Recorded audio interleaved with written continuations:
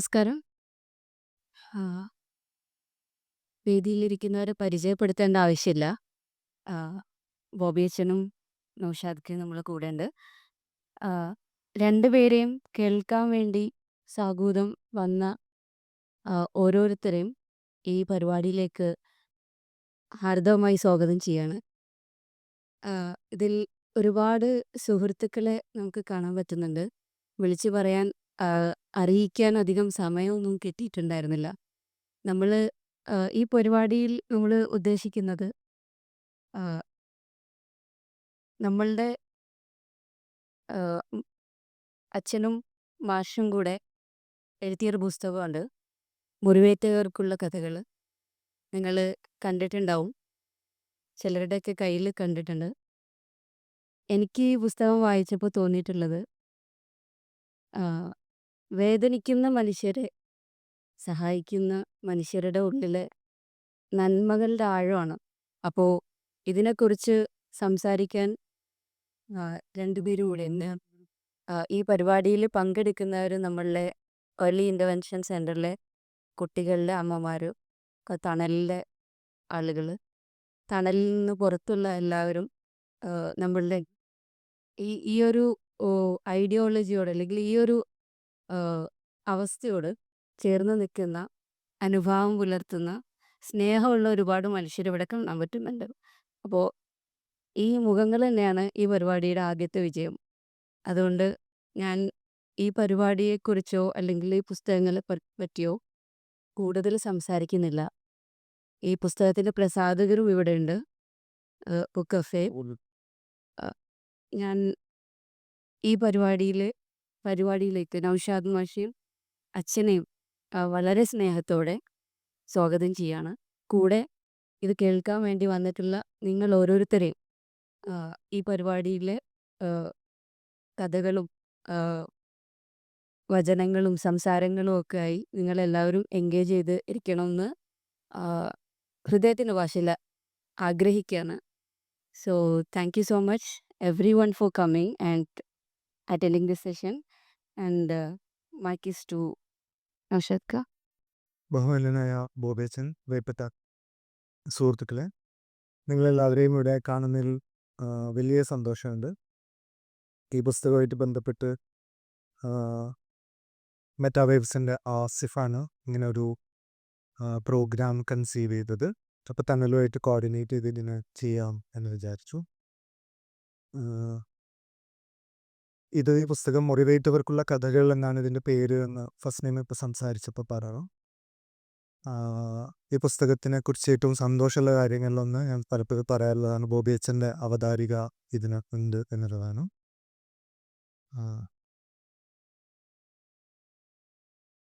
മുറിവേൽക്കുക എന്നത് ജീവിച്ചിരിക്കുക എന്നതിൻ്റെ ഒരു ബഹുമതിയായിട്ടാണ് ദാർശനികരൊക്കെ കണക്കാക്കുന്നത്. മുറിവേൽക്കാത്ത ഹൃദയം ജീവനില്ലാത്ത ഹൃദയമാണ് എന്ന് പറയാറുണ്ട്. മുറിവേൽക്കുക എന്നത് to be wounded is to be alive, and to be deepened and to be liberated in many ways. നമ്മളുടെ ആത്മാവിൻ്റെ ഒരു നീണ്ട യാത്രയിൽ ഒരു പാസിംഗ് ഫേസ് മാത്രമായിട്ടുള്ള ഈ ഒരു ഇടത്തിൽ നമ്മളിങ്ങനെ വന്നു നിൽക്കുമ്പോൾ റൂമിയുടെ ഒരു വാചകം ഓർമ്മ വരുന്നു. റൂമി പറയുന്നത്, ദൈവം നിങ്ങളോട് സംസാരിക്കുന്നത് കൊടുങ്കാറ്റിലൂടെയല്ല, ഇളം കാറ്റിലൂടെയാണ് എന്നാണ്. പക്ഷേ പലപ്പോഴും ഇളം കാറ്റിനെ നമ്മൾ ടേക്കൺ ഫോർ ഗ്രാൻഡഡ് ആയിട്ട് എടുക്കുന്ന ഒരു കാര്യമാണ് ഇളം കാറ്റ്. ഇളം കാറ്റ് നമ്മുടെ ചുറ്റും ഇങ്ങനെ എപ്പോഴും ഉണ്ട്, നമ്മളോടൊപ്പം നമ്മളെ സഹവസിച്ച് നമ്മളെ തൊട്ട് തലോടി ഇപ്പോഴും ഇളം കാറ്റുണ്ടെങ്കിലും നമ്മൾ ആ ഇളം കാറ്റിനെ വേണ്ടത്ര ശ്രദ്ധിക്കാതെ പോവുകയും, കൊടുങ്കാറ്റടിക്കുമ്പോൾ നമ്മൾ ഇളം കാറ്റിനെ കുറിച്ച് കൂടി ബോധവാന്മാരും ബോധവതികളും ആവുകയും ചെയ്യുമ്പോൾ ദൈവം സത്യത്തിൽ നമ്മളോട് സംസാരിക്കുന്നത്, നിങ്ങൾ ദൈവവിശ്വാസികളാണെങ്കിൽ കൊടുങ്കാറ്റിലൂടെയല്ല ഇളം കാറ്റിലൂടെയാണ് എന്ന് അറിവുള്ള മനുഷ്യർ നമ്മളെ ഓർമ്മപ്പെടുത്തുന്നുണ്ട്. കൊടുങ്കാറ്റിന് പകരം ഇളം കാറ്റിനെ നമ്മൾ ആശ്ലേഷിക്കുകയും ആശീർവദിക്കുകയും ഉള്ളിലേക്കെടുക്കുകയും ചേർത്ത് പിടിക്കുകയും ഒക്കെ ചെയ്യാനുള്ള ഒരു ക്ഷണം, ഒരു പ്രചോദനം ഒരുപക്ഷേ നമ്മളിലൂടെ കടന്നു പോകുന്ന കൊടുങ്കാറ്റുകൾക്ക് ഉണ്ട് എന്ന് വിചാരിക്കുന്നു. മുറിവേൽക്കാത്തവരായി ആരുമില്ല. എഡ്വേർഡ് സീഡ് പണ്ട് റിവിഷനിസ്റ്റ് ഹിസ്റ്റോറിയൻസിൻ്റെ ഒരു ഡിബേറ്റിൽ പറയുന്നുണ്ട്, you cannot measure the pain of someone with a spoon എന്ന്. നമുക്ക് ഒരാളുടെ വേദനയെ സ്പൂൺ കൊണ്ട് അളന്നു നോക്കാൻ പറ്റില്ല. എൻ്റെ വേദന കൂടുതൽ വലുതും നിങ്ങളുടെ വേദന കുറവുമാണ് എന്ന് പറയാൻ പറ്റില്ല. ഞാനാണ് കൂടുതൽ വേദനിച്ചത് എന്നൊരു കലഹം കഴിഞ്ഞ് നമുക്ക് വേറൊരാളോട് പറയാൻ പറ്റില്ല. ചിലപ്പോൾ വലിയൊരു ദുരന്തത്തിൽ ഒരുപാട് ക്വാണ്ടിറ്റേറ്റീവായ നഷ്ടങ്ങൾ സംഭവിച്ച ഒരാളെക്കാൾ വേദനിച്ചിട്ടുണ്ടാവുക അതിന് ദൃക്സാക്ഷിയായി പ്രത്യേകിച്ചൊന്നും നഷ്ടപ്പെടുകയൊന്നും ചെയ്യാത്ത ഒരാൾക്കായിരിക്കാം. കാരണം നമ്മളൊന്നും വേറെ വേറെ അല്ല, നമ്മളൊക്കെ ഒന്നാണ് എന്നതിൻ്റെ ഒരു തിക് നാച്ച് ഹാൻ്റെ ഭാഷ ഓർത്ത് പറയുകയാണെങ്കിൽ ഇൻ്റർ ബീയിങ് എന്ന് പറയുന്ന ഒരവസ്ഥയിൽ നമ്മൾ പരസ്പരം സെപ്പറേറ്റഡ് ആയിട്ടുള്ള വേറെ വേറെയുള്ള ഒന്നല്ല, നമ്മളെല്ലാം ഒന്നാണ് എന്ന് പറയുന്ന ഒരവസ്ഥയിൽ മറ്റൊരാളുടെ വേദന നമ്മളുടെ കൂടി വേദനയാക്കിയിരുന്നു. ഇത് ഞാൻ വളരെ കാൽപ്പനികമായിട്ട് പറയല്ല, അങ്ങനെയുള്ള അവസ്ഥയുണ്ട്. ഇവിടെ ഇരിക്കുന്ന ഒരുപാട് മനുഷ്യർക്ക് അത് പ്രത്യേകിച്ച് വിശദീകരിക്കാതെ തന്നെ ജീവിതം കൊണ്ട് അത് അറിഞ്ഞിട്ടുള്ളവരാണ് എന്ന് എനിക്ക് ഉറപ്പുണ്ട്. ഞാൻ എൻ്റെ കുഞ്ഞിനെയും കൊണ്ട് ഇവിടെ വരാറുണ്ടായിരുന്നു. അവന് സ്പീച്ച് ഡിലേ ഉണ്ട്. അപ്പോൾ അവൻ്റെ സ്പീച്ച് ഡിലേ ഉള്ള സന്ദർഭത്തിലാണ് എനിക്ക് എൻ്റെ മറ്റ് 2 കുട്ടികൾക്ക് സ്പീച്ച് ഉണ്ടല്ലോ എന്ന് ഞാൻ തിരിച്ചറിഞ്ഞത്, അല്ലെങ്കിൽ ഞാൻ അതിനോട് ഗ്രേറ്റ്ഫുൾ ആയത്. എൻ്റെ മോന് സംസാരിക്കാൻ പറ്റുന്നില്ല എങ്കിലും കാണാൻ പറ്റുന്നുണ്ടല്ലോ, കേൾക്കാൻ പറ്റുന്നുണ്ടല്ലോ എന്ന് ആ കൊടുങ്കാറ്റടിച്ചപ്പോഴാണ് ഒരുപാട് എനിക്ക് ചുറ്റുമുണ്ടായിരുന്ന ഇളങ്കാറ്റിനെ കുറിച്ച് ഞാൻ ബോധവാനായത്. മുകുന്ദൻ പണ്ട് എഴുതിയതുപോലെ നമ്മുടെ ജീവിതം ആരംഭിക്കുന്നത് നമ്മൾ ജനിച്ച അന്ന് മുതലെന്ന ജീവിതത്തെക്കുറിച്ച് അല്ലെങ്കിൽ ഈ ഭൂമിയിലെ നിലനിൽപ്പിനെക്കുറിച്ച് നമ്മൾ എന്നാണോ ബോധവാന്മാരാകുന്നത്, ബോധവതികളാകുന്നത് അന്നു മുതലാണ്. ആ അർത്ഥത്തിൽ നിരുന്ന് എഴുതുന്നത് കുഞ്ഞിക്കണ്ണൻ മാഷിൻ്റെ ജീവിതം ആരംഭിക്കുന്നത് യാത്രയപ്പ് ചടങ്ങിൽ മറുപടി പ്രസംഗത്തിന് വേണ്ടി മൈക്കിന് മുന്നിൽ എഴുന്നേറ്റ് നിന്നപ്പോഴാണ് എന്ന് പറഞ്ഞുകൊണ്ടാണ്. അപ്പോൾ നമ്മുടെയൊക്കെ ജീവിതം ആരംഭിക്കുന്ന അതുപോലെയുള്ള മൊമെൻറ്റ്സ് എല്ലാവർക്കും ഉണ്ടാവാം. ചില അമ്മമാർക്ക് നേരത്തെ പോകണം എന്ന കാര്യം ഇവിടെ പറയുന്നുണ്ടായിരുന്നു. അപ്പോൾ അവർക്ക് അച്ഛനെ നഷ്ടപ്പെടരുത് എന്നുള്ളതുകൊണ്ട് ചില സംസാരത്തിലേക്ക് നമുക്ക് പോകാം, എന്നിട്ട് വീണ്ടും തിരിച്ചു വരാം. ഒരു കുഞ്ഞു കഥ പറഞ്ഞിട്ട് ഞാൻ മൈക്ക് അച്ഛനെ കൊടുക്കാമെന്ന് വിചാരിക്കുന്നു. അത് ഇതിലുള്ള കഥയല്ല. ജൂത മിസ്റ്റിക്കൽ പാരമ്പര്യത്തിലും സൂഫി പാരമ്പര്യങ്ങളിലും കബാല എന്ന പേരുള്ള യഹൂദ മിസ്റ്റിക് പാരമ്പര്യങ്ങളിലും സൂഫി പാരമ്പര്യങ്ങളിലും പറയപ്പെടുന്ന ഒരു കഥയാണ്. ഒരു ചെറിയ കഥയാണ്. ഒരു ഗുരു തൻ്റെ ശിഷ്യന്മാരോട് ചോദിച്ചു, രാത്രിയുടെ യാമം നീങ്ങി വെളിച്ചം കടന്നു വരുന്നത് എപ്പോഴാണ് എന്നറിയാമോ? ഇരുട്ട് നീങ്ങി വെളിച്ചം പ്രവേശിക്കുന്നത് എപ്പോഴാണ് എന്നറിയാമോ എന്ന്. അപ്പോൾ ഒരു ശിഷ്യൻ ചോദിച്ചു, നമുക്ക് ദൂരെ നിന്ന് നോക്കിയാൽ 2 തരം ഇലകളെ വേർതിരിച്ച് മനസ്സിലാക്കാൻ മാത്രം വെളിച്ചമുള്ളപ്പോഴാണോ എന്ന്. 2 സ്പീഷീസ് ഇലകളെ മനസ്സിലാക്കാൻ മാത്രം വെളിച്ചമുള്ളപ്പോഴാണോ രാവ് നീങ്ങി പകൽ തുടങ്ങുന്നത്, ഇരുട്ട് നീങ്ങി വെളിച്ചം വരുന്നത് എന്ന്. ഗുരു പറഞ്ഞു അല്ല. അപ്പോൾ വേറൊരു ശിഷ്യൻ ചോദിച്ചു, കുറച്ച് അകലെ നിന്ന് നോക്കിയാൽ ഒരു ആടിനെയും പട്ടിയെയും വേർതിരിച്ചറിയാൻ മാത്രമല്ല വെളിച്ചമുള്ളപ്പോഴാണോ? ഗുരു പറഞ്ഞു അല്ല. അപ്പോൾ ഈ കുട്ടികൾ പറഞ്ഞു, എന്നാൽ പിന്നെ നിങ്ങൾ തന്നെ പറയും എപ്പോഴാണ് ഇരുട്ട് നീങ്ങിയിട്ട് വെളിച്ചം കയറി വരുന്നതെന്ന്. അപ്പോൾ ഗുരു അവരോട് പറഞ്ഞു, നിങ്ങളൊരു മനുഷ്യനെ നോക്കുമ്പോൾ അയാളുടെ മുഖത്ത് സ്വന്തം സഹോദരനെ കാണാൻ മാത്രം വെളിച്ചമുള്ളപ്പോൾ ഇരുട്ട് നീങ്ങി, അല്ലാത്തപ്പോഴൊക്കെ നിങ്ങൾ ഇരുട്ടിലാണ് എന്ന്.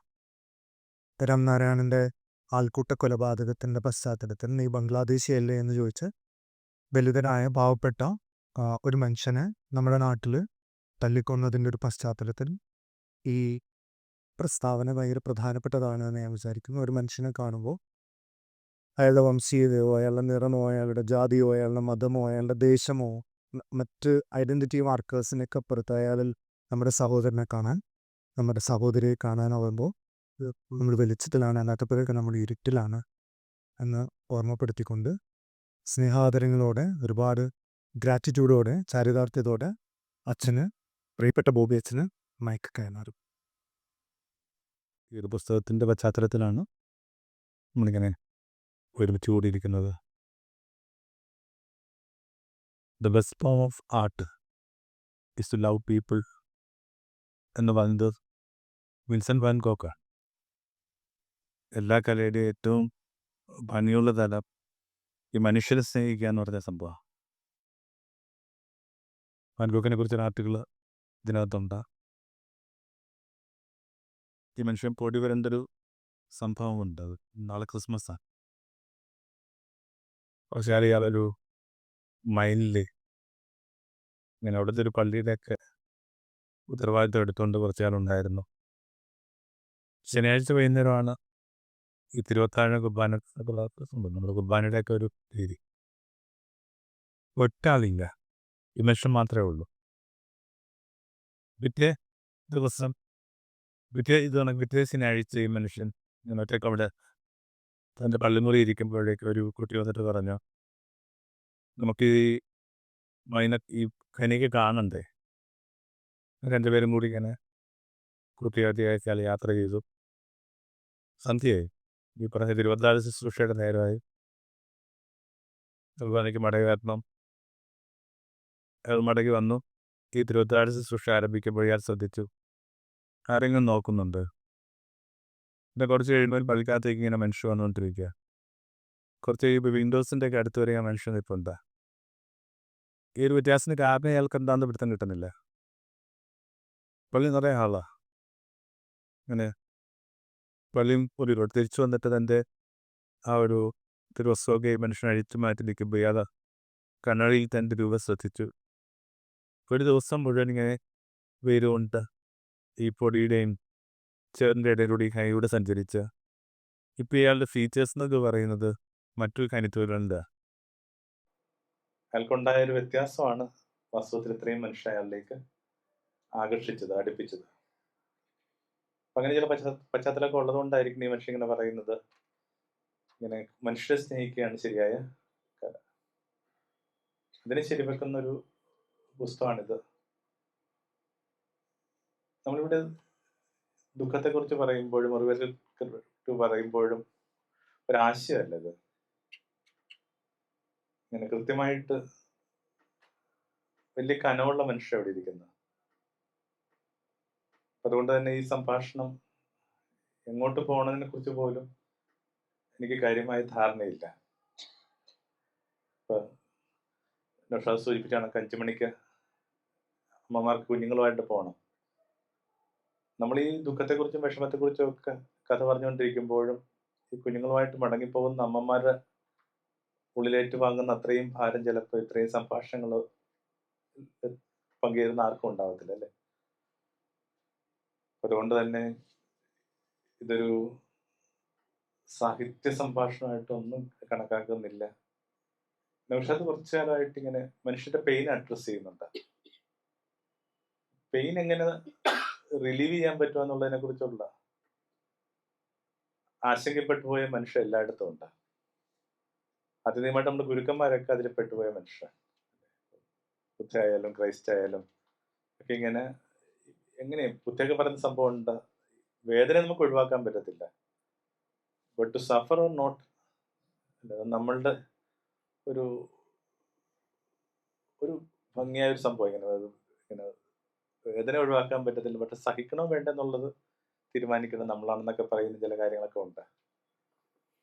ഞാൻ എപ്പോഴും വിചാരിക്കുന്നത് ഈ ക്രിസ്ത്യൻ കൺസെപ്റ്റിനകത്തൊക്കെ എപ്പോഴും ഒരു പാനപാത്രത്തെ കുറിച്ച് പറയാറുണ്ട്. യേശുവൊക്കെ പറയുന്ന ഒരു സംഭവമുണ്ട്, കഴിയുമെങ്കിൽ ഈ പാനപാത്രം എടുത്തു മാറ്റുക. എല്ലാ മനുഷ്യർക്കും ഒരു പെയിൻ ഉണ്ടെന്ന്, ഒരു വിഷാദത്തിന്റെ പാനപാത്രം ഉണ്ടെന്ന് ഞാൻ വിചാരിക്കുന്നു. എല്ലാ പ്രാർത്ഥനകളും മാസത്തിൽ ഈ പാനപാത്രം എടുത്തു മാറ്റാൻ വേണ്ടിയാണ്. എന്നിട്ട് അതിനകത്ത് യേശുവിന്റെ കാര്യം സംഭവിച്ചൊരു കാര്യം എന്ന് വെച്ചാൽ ഈ പാനപാത്രം എടുത്തു മാറ്റുന്നില്ല. ഒരു പെയിൻ മാനേജ്മെന്റ് ആണ് വാസ്തവത്തിൽ ഗുരുക്കന്മാർ പഠിപ്പിക്കുന്നത്, പെയിൻ റിസോൾവിങ് അല്ല.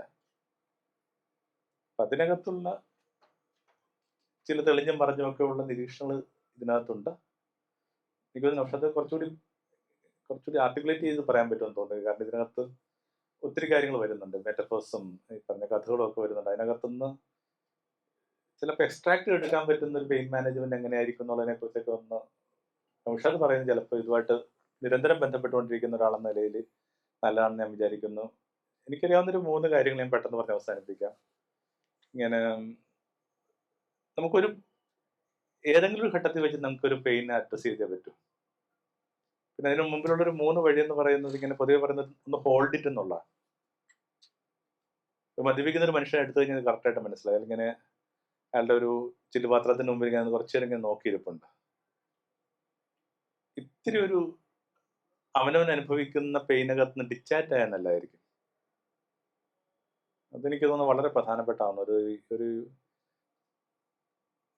ഭാരതമൊക്കെ പറയുന്ന സാക്ഷിഭാവമുണ്ട് അല്ല, ഒരു കാര്യത്തിൽ നമ്മൾ പെട്ടുകഴിഞ്ഞാൽ അതിന്റെ ഒരു സാക്ഷിഭാവം ഉണ്ടാക്കിയെടുക്കാൻ പറ്റുക എന്നുള്ളതാണ്. ഇത് അനുഭവം നിങ്ങളുടെ അനിയത്തിക്കുട്ടിക്കാണ് വരുന്നതെങ്കിൽ, നിങ്ങൾ ബ്രദറിനാ വരുന്നതെങ്കിൽ നിങ്ങൾ എങ്ങനെയായിരിക്കും അയാളെ സഹായിക്കുക എന്ന് പറഞ്ഞ സംഭവത്തിന്റെ പേരാണ് എന്ത്? സാക്ഷിഭാവം. അത്ര എളുപ്പമല്ല, പക്ഷെ ഇത് ഡിറ്റാറ്റ് ആവാൻ നമ്മൾ പ്രധാനപ്പെട്ടാണ്. കാരണം നമ്മൾ ഈ കലയിലൊക്കെ പറയുന്ന സംഭവമാണ് ഇങ്ങനെ എസ്തറ്റിക് ഡിസ്റ്റൻസ് എന്ന് പറയും. നിങ്ങളൊരു മ്യൂസിയത്തിൽ ചെല്ലുകയാണെങ്കിൽ ഇങ്ങനെ നിശ്ചയമായിട്ട് അവിടെ ഒരു റോഡ് ഉണ്ടാവും. ഇങ്ങനെ അതിനപ്പുറത്ത് നിന്ന് മാത്രമേ നമുക്ക് ഈ ചിത്രങ്ങൾ കാണാനായിട്ട് പറ്റത്തുള്ളൂ. ചിത്രത്തിന് എന്തെങ്കിലും കുഴപ്പം നിങ്ങൾ ഉണ്ടാക്കുന്ന ഓർത്തിട്ടല്ല, പക്ഷെ ഈ ചിത്രത്തെ ചിത്രമായിട്ട് കാണണമെങ്കിൽ ഇതിനകത്ത് സൂക്ഷിക്കേണ്ട ഒരു ദൂരമുണ്ട്. നമ്മളതിനെ വിളിക്കുന്ന വാക്കാണ് എന്ത്? ഈ സൗന്ദര്യ ദൂരം എന്ന് പറഞ്ഞ എസ്തറ്റിക് ഡിസ്റ്റൻസ്. അവനവന്റെ പെയിനകത്ത് നിന്ന് ഒരു എസ്തറ്റിക് ഡിസ്റ്റൻസ് എടുത്താൽ മാത്രമേ നമുക്ക് ഈ കാര്യങ്ങളെ ഹാൻഡിൽ ചെയ്യാൻ പറ്റത്തുള്ളൂ.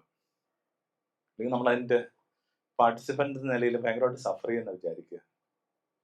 2, നിങ്ങൾക്ക് എന്തെങ്കിലും ഒരു കാര്യത്തിൽ വിശ്വാസം ഉണ്ടെങ്കിൽ അത് ഇന്നതെന്നില്ല. എന്തിനോടെങ്കിലും വിശ്വാസം ഉണ്ടെങ്കിൽ അതിലേക്ക് ഇത്തിരി തന്നെ റേസ് ചെയ്താൽ നല്ലതായിരിക്കും. ഹോൾഡ് ലിഫ്റ്റ് എന്ന് പറയുന്ന സംഭവമാണ്.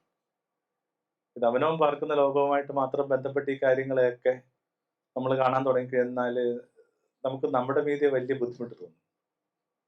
കുറച്ചുകൂടി ഒരു ഹയർ സ്പേസിലോട്ടൊന്ന് എടുത്താൽ നല്ലതായിരിക്കും.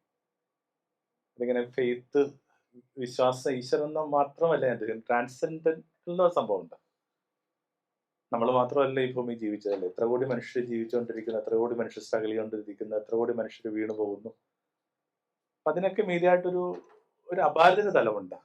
അതിലോട്ട് ഇങ്ങനെ റേസ് ചെയ്യാന്ന് പറഞ്ഞ രണ്ടാമത്തെ ഒരു കാര്യമുണ്ട്. 3 ഇങ്ങനെ ലേൺ ടു സിപ്പ് എന്നാ പറയുന്നത്. ചിലത് കുടിച്ചേ പറ്റും. ഹോൾഡ്, ലിഫ്റ്റ് ആൻഡ് സിപ്പ് എന്ന് പറഞ്ഞൊരു 3 കാര്യങ്ങൾക്കകത്ത് ഒരു പെയിൻ മാനേജ്മെന്റിന്റെ ഒക്കെ ഒരു ലെസൺ ചെറിയ പ്രായത്തിലൊക്കെ ഇങ്ങനെ പറയാറുണ്ട്. ഇപ്പൊ അത് പറയാനുള്ള ധൈര്യമൊന്നുമില്ല, പക്ഷെ അതിന്റെ എന്തെങ്കിലും ഒരു അപ്ലൈഡ് ഫോം ഉണ്ടാവുമെന്ന് ഞാൻ വിചാരിക്കുന്നു. ഒരു ക്രിസ്ത്യൻ ഇങ്ങനെ ഒരു പുരോഹിതൻ നിലയിൽ ഞാൻ ഒഴിവാക്കുന്ന ഒരു വാക്കെന്ന് പറയുന്നത് മിറക്കിൾ എന്ന് പറഞ്ഞ വാക്ക് ഞാൻ ഇതുവരെ പറഞ്ഞിട്ടില്ല. അത്ഭുതം. എനിക്ക് അത്ഭുതങ്ങളിൽ വിശ്വാസമില്ലാത്തതുകൊണ്ടൊന്നുമല്ല, ജീവിതം നിറയെ അത്ഭുതങ്ങൾ കരുതി വെക്കുന്നുണ്ട്. എന്നിട്ട് ഞാൻ എന്താണ് ഈ അത്ഭുതങ്ങളെ കുറിച്ച് പറയാത്തതിന് കാരണം വെച്ചെന്നാല് എന്റെ ചെറിയ പ്രായം തൊട്ട് ഞാൻ എന്റെ കേൾവിക്കാരെ എന്നെക്കാൾ പക്വതയുള്ള മനുഷ്യരായിട്ട് എടുത്തു. അപ്പൊ അത്രയും പക്വതയുള്ള മനുഷ്യരോട് ഓരോരോ കാര്യങ്ങൾ മാറും എന്ന് പറയുന്നതിനേക്കാൾ പ്രധാനമാണ് ഓരോരോ കാര്യങ്ങളെ സ്വീകരിക്കാനുള്ള പ്രകാശം കണ്ടെത്തുക എന്നുള്ളത് പ്രധാനപ്പെട്ട കാര്യമായിട്ട് ഞാൻ കരുതി. At certain times you need to accept. നാളെ ക്രിസ്മസ് ആണ്. വലിയ ബൈബിളിൽ നിന്ന് ഏറ്റവും നിന്നെ തൊട്ടൊരു വാക്ക് തപ്പിയെടുക്കാൻ ആരെങ്കിലും എന്നോട് ആവശ്യപ്പെടുമ്പോഴൊക്കെ ഞാൻ തപ്പിയെടുത്ത ഒരു വാക്കായിരുന്നു ലൂക്കാ 10 കേട്ടോ. അത് ഇതാണ്: വിളമ്പിയത് ഭക്ഷിക്കുക എന്ന് പറയുന്ന സംഭവമാണ്. Eat what is set. എന്തൊക്കെയാണോ എൻ്റെ മേശയിൽ വിളമ്പി കിട്ടുന്നതെന്ന് എനിക്ക് പിടുത്തമില്ല. എന്ത് വിളമ്പി കിട്ടിയാലും അതിനെ ഇങ്ങനെ കുരിശ് വരച്ച് ഗ്രേസ്യുവല്ലി ഇങ്ങനെ ഭക്ഷിക്കാൻ പറ്റുക എന്നുള്ളതാണ് ഞാൻ എപ്പോഴും എൻ്റെ കേൾവിക്കാരോട് പറഞ്ഞുകൊണ്ടിരുന്നൊരു കാര്യം. ഞാൻ അക്സെപ്റ്റ് പോലും അല്ല. പക്ഷെ അതെനിക്ക് എങ്ങനെ മുമ്പോട്ട് പോകണമെന്ന് പോലും അറിയത്തില്ല. വിളമ്പിയത് ഭക്ഷിക്കുക എന്ന ഈ ബൈബിൾ വചനം അച്ഛൻ ഉദ്ധരിക്കുമ്പോൾ അച്ഛൻ്റെ തന്നെ ഒരു പ്രഭാഷണത്തിലെ ഒരു ഭാഗം ഞാൻ ഓർക്കുകയാണ്. അത് ഇവിടെ പറഞ്ഞാൽ നല്ലതാവുമെന്ന് എനിക്ക് തോന്നുന്നു. അതായത് ടോക്കിയോയിൽ ഒരു കഫേയെ കുറിച്ച് ചിലപ്പോൾ നിങ്ങൾ കേട്ടിട്ടുണ്ടായിരിക്കും. A cafe of mistaken orders. അവിടെ മറവി രോഗമുള്ള ഒരു, ബാക്കി അച്ഛൻ അത് പൂരിപ്പിക്കുമെന്ന് വിചാരിക്കുന്നു. അതിങ്ങനെ ഡിമെൻഷ്യ രോഗികൾക്ക് അവരെ ഇൻഹാബിറ്റ് ചെയ്യാൻ വേണ്ടിയുള്ള ഒരു, ഇപ്പം അതില്ല കേട്ടോ. അതാണ് ഞാൻ റീസെന്റ് അന്വേഷിച്ചിട്ടുണ്ട്. അതെങ്ങനെ അടഞ്ഞു പോയിട്ടുണ്ട്. നമ്മൾ ആ റെസ്റ്റോറൻറ്റിൽ ചെന്ന് പോയിട്ട് നമുക്ക് ഇഷ്ടമുള്ളൊരു ഭക്ഷണം ഈ മെനുവിലൊക്കെ നോക്കി ഓർഡർ ചെയ്യുന്നു. വളരെ സന്തോഷത്തോടു കൂടി അവിടെ നമ്മളെ സെർവ് ചെയ്യാൻ നിൽക്കുന്ന മനുഷ്യർ അത് വാങ്ങിക്കൊണ്ട് പോകുന്നു. എന്നിട്ട് അവർ പുറത്തേക്ക് വരുന്നത് അവരുടെ ഓർമ്മയിൽ പതിഞ്ഞ കണ്ട എന്തെങ്കിലും ഒരു വിഭവമായിരിക്കും. കാരണം ഓൾറെഡി മനുഷ്യ സൂചിപ്പിച്ചു, അത് നടത്തുന്ന ആരാണ്? ഡിമെൻഷ്യ രോഗികളാണ്. ഇവർ മറന്നുപോകും. പക്ഷെ അതിനകത്തുള്ളൊരു കൗതുകരമായ ഒരു കാര്യം ചെന്നാൽ അവിടെ ഒരു ബോർഡ് എഴുതി വെച്ചിട്ടുണ്ട്. സർ, നിങ്ങൾക്ക് വിചാരിക്കാവുന്ന കണക്ക് നിങ്ങൾ ഇങ്ങനെ ഓർഡർ ചെയ്ത ഒരു കാര്യവും ഇവിടെ കിട്ടിയിട്ടുണ്ടാവില്ല. പക്ഷെ ഇത് സാമാന്യം ഭേദപ്പെട്ട റെസ്റ്റോറൻ്റാണ്. ഇവിടെ ഞങ്ങൾ മോശമായതൊന്നും വെച്ച് വിളമ്പാറില്ല. അതുകൊണ്ട് വളരെ പ്രധാനപ്പെട്ടാണ്. നമ്മൾ ആഗ്രഹിച്ച ഒരു കാര്യം വിളമ്പി കിട്ടാത്തത് കൊണ്ട് ലഭിച്ച ഒന്ന് മോശമാണെന്നുള്ള ധാരണ ഇത്തിരി ഒന്ന് ഡിലീറ്റ് ചെയ്താൽ നല്ലതായിരിക്കും. അത് വളരെ പ്രധാനപ്പെട്ടാണ് ഇങ്ങനെ മുമ്പോട്ട് പോകാനായിട്ട്. അല്ലെങ്കിൽ നമ്മൾ വല്ലാതെ അതിൻ്റെ ഒരു ഫ്ലൈറ്റിൽ പെട്ടാണെങ്കിൽ ഇങ്ങനെ സ്വയം നിന്ദിച്ചൊക്കെ മുമ്പോട്ട് പോയിരുന്നിരിക്കാം. എഴുതുന്നതും രൂപപ്പെടുത്തുന്നതുമായിട്ട് ബന്ധപ്പെട്ടുള്ള പ്രചോദനം എന്താണ്, അല്ലെങ്കിൽ അതിന്റെ മോട്ടീവ് എന്താണെന്ന് പറയണം എന്ന് പറഞ്ഞിട്ടുണ്ടായിരുന്നു.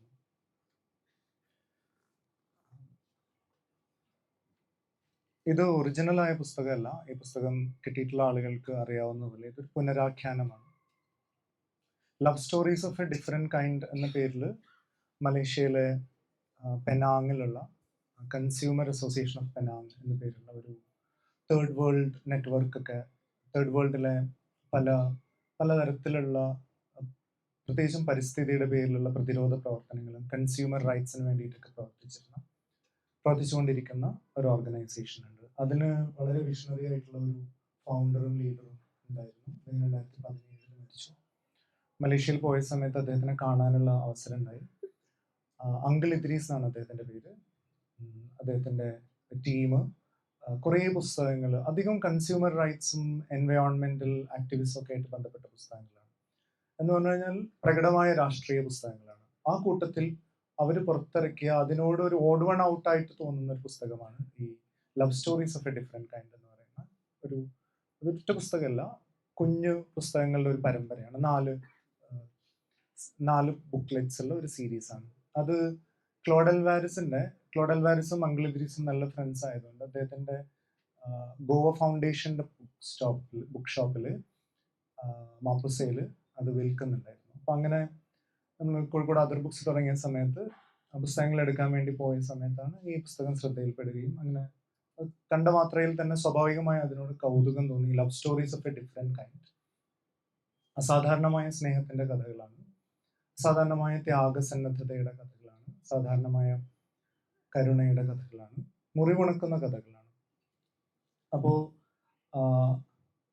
ഇത് വായിച്ചിങ്ങനെ കരയുക എന്ന് പറയുന്നത് ഒരു ശീലമായി മാറി. അത് അവിടുന്ന് വാങ്ങിക്കൊണ്ടിട്ട് അതർ ബുക്സിൽ ഒഴിവ് കിട്ടുന്ന സമയത്തൊക്കെ ഇത് വായിച്ചു നോക്കും. അപ്പം ഇങ്ങനെ വായിക്കുമ്പോഴൊക്കെ കരച്ചിൽ വരും. അപ്പോൾ അത് ഇത്രയും സ്നേഹം ലോകത്ത് അവൈലബിൾ ആണ് എന്ന അറിവാണോ കരയിച്ചത്, അല്ലെങ്കിൽ എന്താണ് അതിനെ കരയിച്ചതെന്ന് അറിയില്ല. അപ്പോൾ ഇതുപോലെ മറ്റു മനുഷ്യരും കരയുന്നത് നല്ലതാണ് എന്ന് തോന്നുകയും, ടു ബി വെരി ഓണസ്റ്റ്, അങ്ങനെ കണ്ണീരാണ് നമ്മളെ കഴുകുന്നത്, അല്ലെങ്കിൽ എഗെയിൻ ഇതിനെ കാൽപ്പനികവൽക്കരിക്കല്ല. ഒരുപക്ഷെ കടുത്ത വിഷാദമോ നിരാശയോ ഒക്കെ ബാധിച്ച മനുഷ്യർക്ക്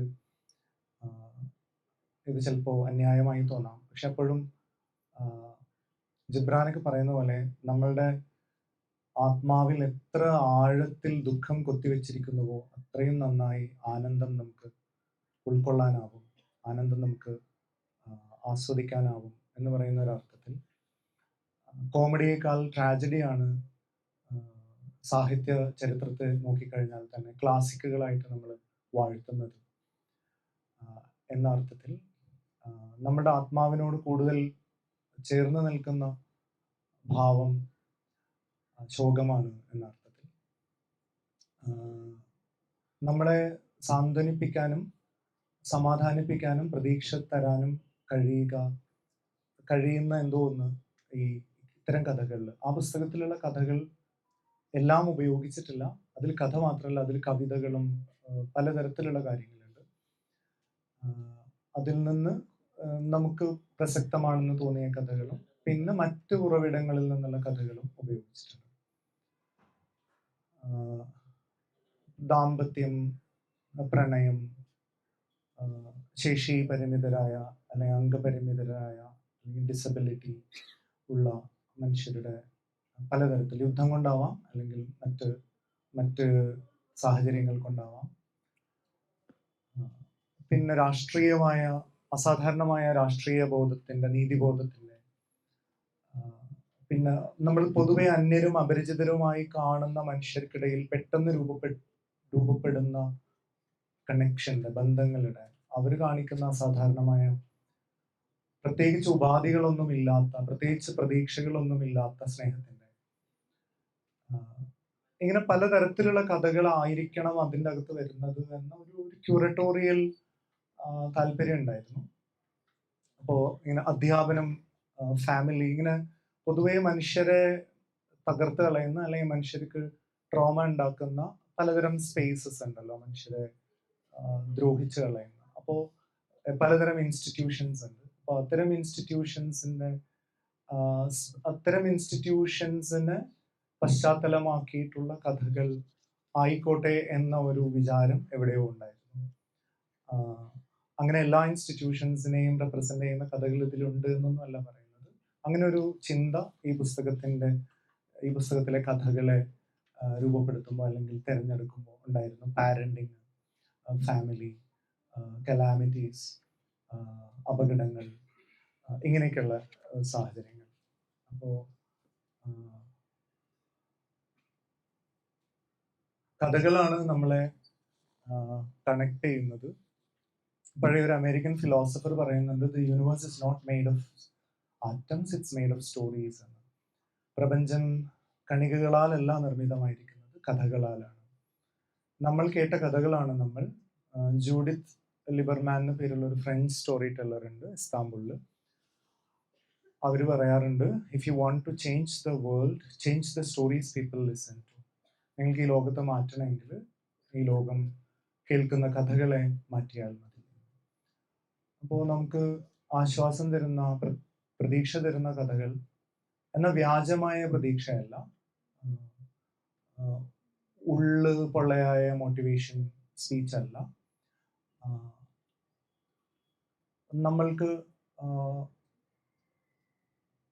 നമ്മളൊരു പക്ഷേ എൻ്റെ അടുത്ത് ചില സുഹൃത്തുക്കളൊക്കെ പറഞ്ഞിട്ടുള്ള ഒരു വളരെ ക്രിട്ടിക്കൽ ആയിട്ടുള്ള ഒരു കമന്റ്, ഈ പുസ്തകത്തിലെ പല ഭാഗങ്ങളും വേദനിപ്പിച്ചു എന്നാണ്, സങ്കടപ്പെടുത്തി എന്നാണ്. അത് സർപ്രൈസിങ് അല്ല, സങ്കടപ്പെടുത്തപ്പെട്ടത് കൊണ്ടുകൂടിയാണ് ഇത് എഴുതിയത്, അല്ലെങ്കിൽ ഇത് മലയാളത്തിലേക്ക് കൊണ്ടുവന്നത്. ഹാഫിസിന്റെ ഒരു പേർഷ്യൻ, ഷിറാസിലെ കവി ഹാഫിസിന്റെ ഒരു പ്രധാനപ്പെട്ട വാചകം, നീ അനാഥനും ഏകാകിയും വിഷാദിയുമായി നിൽക്കുമ്പോൾ എൻ്റെ ഉള്ളിൽ കത്തുന്ന വെളിച്ചത്തെ നിനക്ക് കാണിച്ചു തരാനായിരുന്നെങ്കിൽ എന്ന് ഞാൻ ആശിക്കാറുണ്ട് എന്നതാണ്. നമ്മളുടെ ശോകത്തിനകത്ത്, നമ്മളുടെ അനാഥത്വത്തിനും അലച്ചിലുകൾക്കും അരക്ഷിതാവസ്ഥകൾക്കും ഒക്കെ അകത്ത് ഒരു വെർട്ടിക്കൽ കണക്ഷൻ, ഒരു വളരെ ഡീപ്പായ ഒരു വെർട്ടിക്കൽ ആങ്കർ, ഒരു വെർട്ടിക്കൽ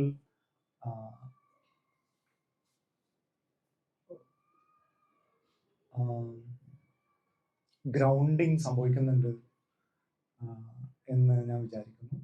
അപ്പോൾ അതിലേക്ക് നയിക്കാൻ, മനുഷ്യരെ കണക്ട് ചെയ്യാൻ ഒക്കെ സാധിക്കുകയാണെങ്കിൽ നല്ലതാണല്ലോ എന്ന രീതിയിലാണ് ഈ കഥകൾ ഇറക്കിയത്, ഈ കഥകൾ മലയാളത്തിൽ ആക്കിയത്. അപ്പോൾ ഇതിൽ തീർച്ചയായിട്ടും പരാമർശിക്കേണ്ട പേരുകൾ, ഒന്ന് ഈ പുസ്തകത്തിൻ്റെ രൂപകൽപ്പന ഇത്ര മനോഹരമായിട്ട് ചെയ്ത മോസിൻ ബുക്ക് കഫേ തന്നെയാണ്. ബുക്ക് കഫേയുടെ മോസിൻ, എൻ്റെ പബ്ലിഷർ മോസിൻ ഇവിടെ ഉണ്ട്. പിന്നെ ഇതിൽ ചിത്രങ്ങൾ വരച്ച അനസുലും ആഫ്രീനും ഉണ്ട്. അതിലെ ചിത്രങ്ങളും ഈ പുസ്തകത്തിനെ ഭയങ്കര കാമ്പുള്ളതാക്കി മാറ്റുന്നുണ്ട് എന്ന് ഞാൻ വിചാരിക്കുന്നു. ഇതിൻ്റെ ഒറിജിനൽ പുസ്തകത്തിൻ്റെ അകത്ത് ചിത്രങ്ങളൊന്നുമില്ല. അപ്പോൾ ഇതിൻ്റെ ആഫ്രീൻ, അനസുൽ, പിന്നെ ഈ പുസ്തകത്തിൻ്റെ രൂപകൽപ്പന നിർവഹിച്ച ഹാരിസ്, ഡിസൈൻ ചെയ്ത ഹാരിസ്, കവർ ചെയ്ത ഹാജൻ, പിന്നെ പബ്ലിഷറായിട്ടുള്ള ബുക്ക് കഫേയുടെ മുഹസിൻ, പിന്നെ ഓഫ് കോഴ്സ് അവതാരിക എഴുതിയ ബോബി അച്ഛൻ തുടങ്ങിയിട്ടുള്ള ആളുകളെ ഓർക്കാണ്. പിന്നെ ഇതിനൊക്കെ ഇൻസ്പയർ ചെയ്ത അങ്കിൾ ഇദ്രീസിൻ്റെ സ്നേഹത്തിനെയും, അങ്കിൾ ഇദ്രീസ് എന്തായാലും മലയാളത്തിലേക്ക് ഇത് ചെയ്യണം, എങ്ങനെയാണെന്ന് വെച്ചാൽ ചെയ്തോളൂ എന്നുള്ള മട്ടിൽ പ്രോത്സാഹിപ്പിക്കുകയും ഒക്കെ ചെയ്തിരുന്നു. ഈ പുസ്തകം ഇറങ്ങിക്കഴിഞ്ഞാൽ അങ്കിളിന് അയച്ചു കൊടുക്കണമെന്ന് വിചാരിച്ചിരുന്നു. അതിന് കാത്തു നിൽക്കാതെ അദ്ദേഹം പുസ്തകങ്ങളൊന്നും ആവശ്യമില്ലാത്ത ലോകത്തിലേക്ക് മടങ്ങിപ്പോയി. ഇത്രയുമാണ് ഈ പുസ്തകത്തിനെ കുറിച്ച് പറയാനുള്ളത്. ഇനി ഒരു കുഞ്ഞു കഥ പറഞ്ഞിട്ട് അച്ഛന് കൈമാറാമെന്ന് വിചാരിക്കുന്നു.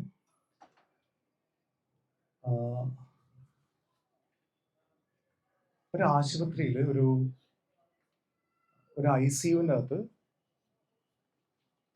ഒരു നേഴ്സ് ഒരു ക്രൈസിസിന് സാക്ഷിയായി. ക്രൈസിസ് മറ്റൊന്നുമല്ല, വളരെ പ്രായം ചെന്ന ഒരു മനുഷ്യൻ മരണാസന്നനായി കിടക്കുകയാണ്. അപ്പോൾ നേഴ്സിന് അവരുടെ ഒരു അനുഭവ പരിചയം വെച്ച്, അവരുടെ ഒരു പരിചയമൊക്കെ വെച്ചിട്ട് അവർക്ക് മനസ്സിലായി ഇയാൾ പെട്ടെന്ന് മരിച്ചു പോകാൻ സാധ്യതയുണ്ട്. അപ്പോൾ പാലിയേറ്റീവിലൊക്കെ ഒരു ക്വാളിറ്റി ഓഫ് ഡെത്ത് എന്ന് പറയുന്ന ഒരു സങ്കല്പം ഉണ്ടല്ലോ. ക്വാളിറ്റി ഓഫ് ലൈഫ് പോലെയോ അല്ലെങ്കിൽ അതിനേക്കാൾ കൂടുതലോ ഇമ്പോർട്ടൻ്റ് ആണ് ക്വാളിറ്റി ഓഫ് ഡെത്ത്.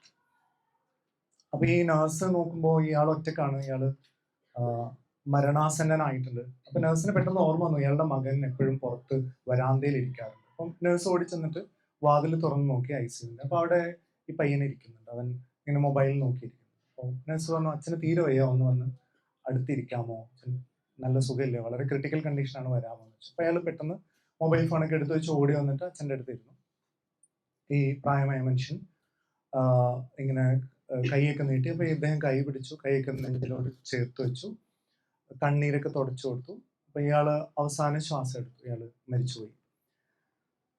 ഡോക്ടേഴ്സും നഴ്സസ് ഒക്കെ വന്നു. പിന്നെ അതിന് ശേഷമുള്ള പ്രൊസീജിയേഴ്സ് ഒക്കെ ചെയ്തു. അപ്പോൾ അതൊക്കെ കഴിഞ്ഞിട്ട് ഈ ചെറുപ്പക്കാരൻ അവിടുന്ന് എണീറ്റ് അയാള് ഒരടി മുന്നിലേക്ക് വെച്ചിട്ട് ഒരു ചോദ്യം ചോദിച്ചു. ആ ചോദ്യം കേട്ട് നഴ്സ് ഞെട്ടിപ്പോയി. അയാൾ ചോദിച്ചത് ഇത് ആരാണെന്ന്. അപ്പൊ നഴ്സ് ചോദിച്ചു, നിങ്ങളുടെ അച്ഛനല്ലേ? നിങ്ങളുടെ അച്ഛനാണെന്ന് പറഞ്ഞിട്ടാണല്ലോ ഞാൻ വിളിച്ചത്. അപ്പൊ ഈ ചെറുപ്പക്കാരൻ പറഞ്ഞു, എൻ്റെ അച്ഛനല്ല, എൻ്റെ അച്ഛൻ അപ്പുറത്തെ റൂമിൽ മറ്റേ ICUവിലാണുള്ളത്, ഞാനിവിടെ വന്ന് ഇരിക്കുകയായിരുന്നു. അപ്പോൾ നഴ്സ് ചോദിച്ചു, പിന്നെ എന്തിനാ നിങ്ങൾ ഓടി വന്നത്? അച്ഛൻ വയ്യ, അച്ഛൻ ക്രിട്ടിക്കലാണെന്ന് പറഞ്ഞപ്പോൾ നിങ്ങൾ എന്തിനാ ഓടി വന്നത്? അപ്പൊ ഇയാൾ പറഞ്ഞു, ഒരാൾ ക്രിട്ടിക്കലായതല്ലേ, എൻ്റെ ആവശ്യം, ഒരു മനുഷ്യൻ്റെ ആവശ്യം അവിടെ ഉണ്ട് എന്ന് എനിക്ക് മനസ്സിലായി. അത് എൻ്റെ അച്ഛനാണെങ്കിലും വേറെ ആരുടെ അച്ഛനാണെങ്കിലും എൻ്റെ സാന്നിധ്യം അവിടെ ആവശ്യമുണ്ട് എന്ന് എനിക്ക് തോന്നിയത് കൊണ്ട് ഞാൻ ഓടി വന്നതാണ്. നേരത്തെ പറഞ്ഞൊരു കാര്യമുണ്ടല്ലോ, ഈ ഒരു പോയിന്റിൽ വെച്ച് നമ്മളിതിനെ ഒരു പെയിൻ അക്സെപ്റ്റ് ചെയ്യുക എന്നുള്ളത് വളരെ പ്രധാനപ്പെട്ടാണ്. അപ്പൊ അതിന് ഞാൻ എപ്പോഴും പറയുന്നൊരു ജെന്യുനായ സംഭവമുണ്ട്. ഒരു റിട്രീറ്റ് സെന്ററിലാണ് ഞാൻ കുറച്ചധികം കാലമായിട്ടുണ്ടാകുന്നത്. അപ്പോൾ അവിടെ ഇങ്ങനെ ഒരു മിറക്കിളൊക്കെ ആഗ്രഹിച്ചു വരുന്ന മനുഷ്യരുണ്ട്. അപ്പോൾ ഒരു കുട്ടി, കുറച്ച് ബുദ്ധിമുട്ടുള്ള കുട്ടിയാണ്. ആ കുട്ടിയുടെ അച്ഛനും അമ്മയും വരികയാണ്. ഇവിടെ ഒരു പ്രാർത്ഥന നടക്കുമ്പോഴേക്കും ഇങ്ങനെ കുഞ്ഞിന്റെ തലയൊക്കെ വെച്ച് അവർ പ്രാർത്ഥിച്ചുകൊണ്ടിരിക്കുകയാണ്, കുഞ്ഞിന് സൗഖ്യം കൊടുക്കണേ. പിന്നെ ഡൗൺ സിൻഡ്രോമിന്റെ ഇഷ്യൂ ഉണ്ട്. നമുക്കറിയാം, കാര്യമായ വ്യതിയാനം ഒന്നും ഉണ്ടാകാൻ പോകുന്നൊരു കാര്യമല്ലത്. ഈ ഒരു കാഴ്ച നമ്മളെ ബുദ്ധിമുട്ടിലാക്കുന്നുണ്ടോ? ഒന്നും സംഭവിച്ചിട്ടുമില്ല, സംഭവിച്ചതിന് ട്രാക്കും ഇല്ല. എന്നിട്ട് എന്തോ ചില കാര്യങ്ങൾക്കകത്തൊരു പ്രകാശം കിട്ടുമെന്ന് പറയുന്നത്, ഒരു 4 ദിവസമൊക്കെ ഇങ്ങനെ കൊനി പിടിച്ചിരുന്ന ചില കാര്യങ്ങൾ കേട്ടുകൊണ്ടിരിക്കുമ്പോൾ, കുറച്ച് നിശബ്ദയിലൊക്കെ ചെലവഴിക്കുമ്പോൾ, ഒരു ദിവസം പ്രഭാഷണത്തിന് വന്നൊരു വൈദികൻ പറഞ്ഞു, ഇങ്ങനെ ദൈവത്തിന്റെ കൈവശം ഒരു കുഞ്ഞുണ്ടായിരുന്നു, കുറച്ച് ബുദ്ധിയുടെ പ്രതിസന്ധിയുള്ളൊരു കുട്ടി. ആരുടെ കയ്യിൽ ഈ കുഞ്ഞിനെ കൊടുത്തു കഴിഞ്ഞാൽ അവരാ കുഞ്ഞിനെ പൊന്നുപോലെ നോക്കുമെന്നറിയാൻ വേണ്ടി താഴോട്ട് നോക്കി ഒരു കൽപ്പിത നാമമാണ്, ഒരു മീരയും ഹരിയെയും കണ്ടു, അവർക്ക് കൊടുത്തു, ദൈവത്തിന് സ്തുതിയായിരിക്കട്ടെ. മീരയുടെ കണ്ണിങ്ങനെ കവിഞ്ഞൊഴുകുന്നുണ്ട്. കണ്ണോടിച്ചിട്ട് മീരയും പറഞ്ഞു, ദൈവത്തിന് സ്തുതിയായിരിക്കട്ടെ. ഉച്ചാരണം കഴിയുമ്പോൾ നിങ്ങൾ കൂടി എൻ്റെ അടുത്ത് നിൽക്കണം. എങ്ങനെയാണ് ഈ മീരയും ഹരി കൂടി ഈ മുദ്ര കൊണ്ടുപോകുന്നത്? ഇങ്ങനെ ചേർത്ത് പിടിച്ചു കൊണ്ടുപോവുക. ആദ്യമായിട്ട് അവർക്ക് ആ വാക്കിന്റെ അർത്ഥം മനസ്സിലായി. Special child. വസ്തുത്തിൽ കുട്ടിയെ അല്ല സ്പെഷ്യൽ എന്ന് എനിക്ക് തോന്നുന്നു. പേരൻസ് ആണ് സ്പെഷ്യൽ. Very special parent. ഒന്നോ രണ്ടോ വട്ടം ഒരു കുട്ടി അങ്ങോട്ടും ഇങ്ങോട്ടും ഒക്കെ അലക്ഷ്യമായിട്ട് ഇതിൻ്റെ കൂടെ നടന്നു കഴിഞ്ഞാൽ ഇതിൻ്റെ സംഘാടകർ വന്നിട്ട് പറയും, ഒന്ന് കുഞ്ഞിനെ പിടിക്കാവോ, ശ്രദ്ധ പോകുന്നു. അങ്ങനെ ചിലപ്പോൾ ജീവിതകാലം മുഴുവൻ നിങ്ങൾ പറഞ്ഞ കാര്യങ്ങൾ പിടുത്തം കിട്ടാതെ ഒടുവിൽ നിങ്ങൾ കടന്നു പോകുമ്പോൾ ആരവർക്കൊക്കെ ഉണ്ടാകുമെന്ന ആശങ്കയോടെ കടന്നു പോകേണ്ടി വരിക എളുപ്പമല്ല. നമുക്കൊരു വളരെ സീനിയറായ എഴുത്തുകാരനുണ്ട്. അടുത്തിടെ അദ്ദേഹത്തിൻ്റെ ഒരു പുസ്തകമൊക്കെ ഇങ്ങനെ റിലീസ് ചെയ്യുമ്പോൾ ദലൈലാമയാണ് ഈ പുസ്തകം സ്വീകരിക്കുന്നത്. ടു മാസ്റ്റേഴ്സ് പുസ്തകം. അദ്ദേഹത്തിന് ഇപ്പോൾ 10-75 വയസ്സുണ്ടാവണം. അദ്ദേഹത്തിൻ്റെ മകന് ഒരു 40 വയസ്സിന് മീതെ ഉണ്ടാകും. ഈ ചടങ്ങ് നടക്കുമ്പോഴേക്കും ഈ മകൻ വന്നിട്ട് ഈ ദലൈലാമയുടെ മുകളിൽ തലയിൽ ഇങ്ങനെ കൈവച്ച് പ്രാർത്ഥിക്കുക. 70 വയസ്സുള്ള അച്ഛൻ മകനുമായിട്ട് എല്ലായിടത്തും പോകുന്നു. ഒന്നിനകത്തുനിന്ന് ഒഴിവാക്കുന്നില്ല. പരമാവധി മനുഷ്യരെ കാണാനുള്ള സാഹചര്യങ്ങൾ സൃഷ്ടിക്കുന്നു. അവൻ ചെയ്യുന്ന ഒരു കാര്യങ്ങളുടെ മീതെ അവനെ ലജ്ജിതനാക്കാൻ വിട്ടുകൊടുക്കുന്നില്ല. Whom do you call special? ഈ അച്ഛൻ്റെ പേരാണ് എന്ത്? ഒരു വെരി സ്പെഷ്യൽ പാരന്റ്. ഇതിനെ ഇങ്ങനെ ഗ്ലോറിഫൈ ചെയ്യാനൊന്നും നിങ്ങളാരും തെറ്റിദ്ധരിക്കുന്നില്ലെന്ന് വിചാരിക്കുന്നുണ്ട്. ഇതിനെ കുറച്ചുകൂടി ഒരു പിഞ്ച് ഓഫ് മെഡിറ്റേഷൻ കണ്ടാൽ ചിലപ്പോൾ നല്ലതായിരിക്കും എനിക്ക് തോന്നുന്നു. ഇങ്ങനെ ഒരു സ്പെഷ്യൽ എന്ന വാക്ക്.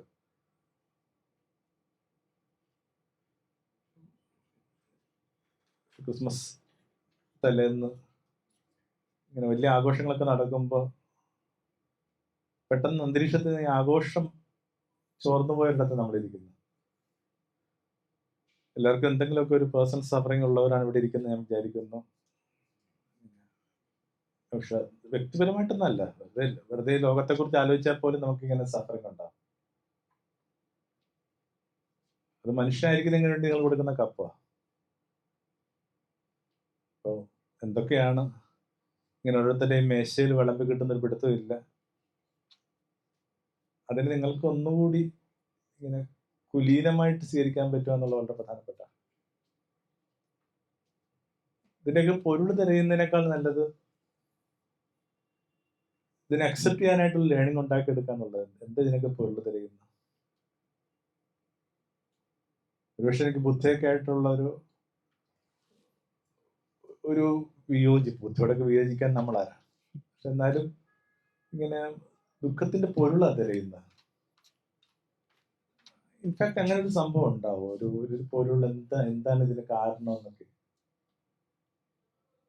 പിന്നെ ചെയ്യാവുന്നത് എങ്ങനെ സഹിക്കണം എന്നുള്ളതിൻ്റെ ഒരു ലേണിംഗ് ഉണ്ട്. എങ്ങനെ സഹിക്കണം ലേണിംഗ് ഞാൻ എപ്പോഴും വിചാരിക്കുന്നു ഇങ്ങനെ ഒരു 3 ലെവലിലായിട്ടാണ്. ഒന്നിങ്ങനെ ആത്മകഥ പാടില്ല.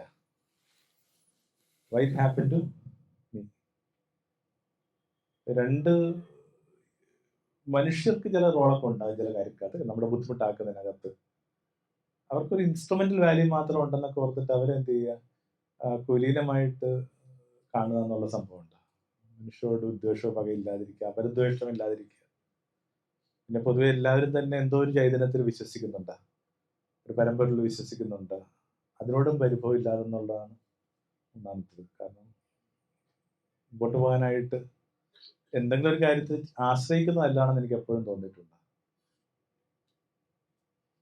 ഒരു സെൽഫ് ഡിജക്ഷൻ ഇല്ല, ഇങ്ങനെ അപരവിദ്വേഷം ഇല്ല, ആ ചൈതന്യത്തോടും പരിഭവമില്ലാതെ ഈ സഹിച്ച മനുഷ്യരാണ് ഈ എല്ലാ ഗുരുക്കന്മാരും തന്നെ.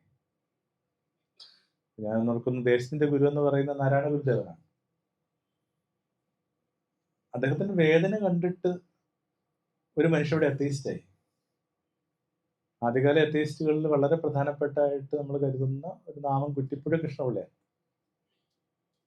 UC-യിലൊക്കെ അധ്യാപകനായിരുന്നു. ഗുരുവിനോടൊപ്പം അവസാന കാലത്ത് ആലുവയിലെ ആശ്രമത്തിൽ പാർത്തിരുന്നതാണ്.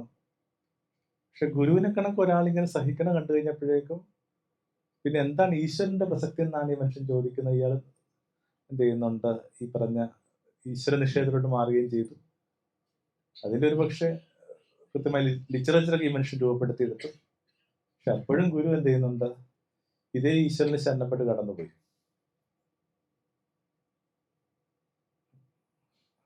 അറിയത്തില്ല ഇപ്പോഴും ഈശ്വര നിഷേധത്തിനൊക്കെ ഒരു കാരണമായിട്ട് മനുഷ്യർ പറയുന്നത്, മനുഷ്യർ ഇവിടുത്തെ ഏറ്റവും ആദ്യത്തെ ഒരു ഈശ്വര നിഷേധ സമ്പ്രദായം എന്നൊക്കെ പറയുന്നത് നാഗാർജുനയൊക്കെ, ബുദ്ധിസത്തിന്റെ തന്നെ ഭാഗമാണ് നാഗാർജുന.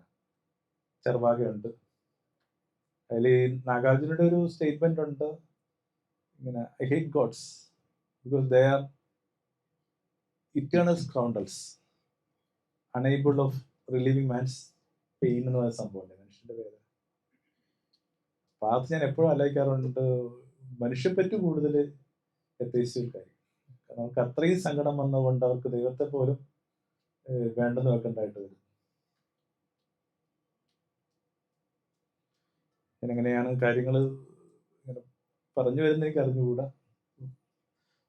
എന്തെങ്കിലും ഒരു കാര്യത്തെ ഒന്ന് അക്സെപ്റ്റ് ചെയ്യാനായിട്ട് മനസ്സിനെ പഠിപ്പിക്കുക, അവനവനോടുള്ള മതിപ്പ് പറയാതിരിക്കുക, ഇൻസ്ട്രുമെന്റിൽ നിന്ന് ഘടകങ്ങളോട് മാപ്പ് കൊടുക്കുക. പിന്നെ നേരത്തെ പറഞ്ഞ കണക്ക് ഇങ്ങനെ ഒരു ട്രാൻസെൻഡൻസ് ഉണ്ട്, എല്ലാത്തിനും മീതിയായിട്ട് ഒരു അപാരതയുണ്ട്. ആ അപാരതയിലേക്ക് ചില കാര്യങ്ങളൊന്നും ഉയർത്താന്നൊക്കെ പറയുന്നത് ചിലപ്പോൾ പെയിനെ വ്യത്യാസം ഉണ്ടാക്കുന്നില്ല, പക്ഷെ പെയിനെ കുലീനമാക്കുന്ന ഞാൻ പലപ്പോഴും വിചാരിക്കുന്നുണ്ട്. സഫറിങ് ഡിഗ്നിറ്റി എന്ന് പറയുന്നൊരു കൺസെപ്റ്റ്. അർമേനിയയിൽ 1960s ഒരു വലിയ തോതിലുള്ള ഒരു ഭൂകമ്പം നടന്നു. വലിയ തോതിൽ എന്ന് പറഞ്ഞു കഴിഞ്ഞാൽ നിരവധി ആയിരക്കണക്കിന് ആളുകൾ മരണപ്പെട്ട വലിയ സ്കെയിലിലുള്ള ഒരു ഭൂകമ്പം. അപ്പൊ ഈ ഭൂകമ്പം നടന്നു കഴിഞ്ഞപ്പോൾ ഇനിയും ട്രമേഴ്സ് ഉണ്ടാവാൻ സാധ്യതയുണ്ട്, ഇനിയും തുടർചലനങ്ങൾ, ഭൂമികുലുക്കം ഉണ്ടാവാൻ സാധ്യതയുണ്ട് എന്ന് ഈ നിരീക്ഷണ വകുപ്പ് അതിന്റെ വിദഗ്ധർ മുന്നറിയിപ്പ് നൽകുകയും ജനങ്ങളോട് മുഴുവൻ ഈ നഗരത്തിൽ നിന്ന്, അതിന്റെ തലസ്ഥാന നഗരിയിൽ നിന്ന് ഒഴിഞ്ഞു പോകാൻ വേണ്ടി ആവശ്യപ്പെടുകയും ചെയ്തു. അപ്പോൾ അവരെ സർവൈവ് ചെയ്ത് അതിജീവിച്ച ആളുകളെ കൊണ്ടുപോകാൻ വേണ്ടിയിട്ട് വലിയ പട്ടാള ട്രക്കുകളൊക്കെ വന്നു. ഇങ്ങനെ പട്ടാള ട്രക്കുകളിൽ ആളുകളെ കയറ്റിയിട്ട് ഇങ്ങനെ താഴ്വാരത്തേക്ക് നഗരത്തിലുള്ള മുഴുവൻ ആളുകളെയും മാറ്റിക്കൊണ്ടിരിക്കുകയാണ്.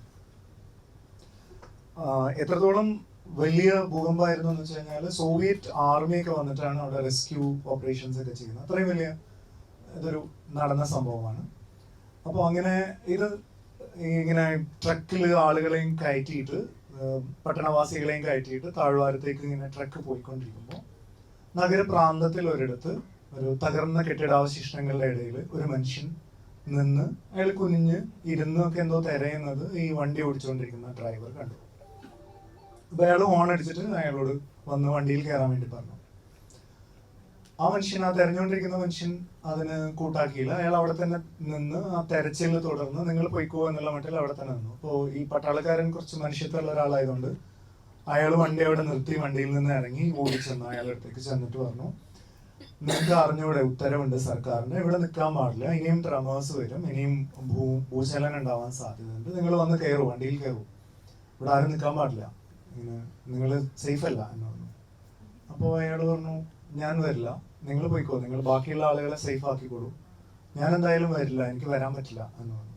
അപ്പോൾ ഈ പട്ടാളക്കാരൻ ചോദിച്ചു, എന്താ നിങ്ങൾക്ക് എന്താ വരാൻ പറ്റാത്തത്, നിങ്ങൾ എന്തായാലും വരണം എന്ന് പറഞ്ഞു.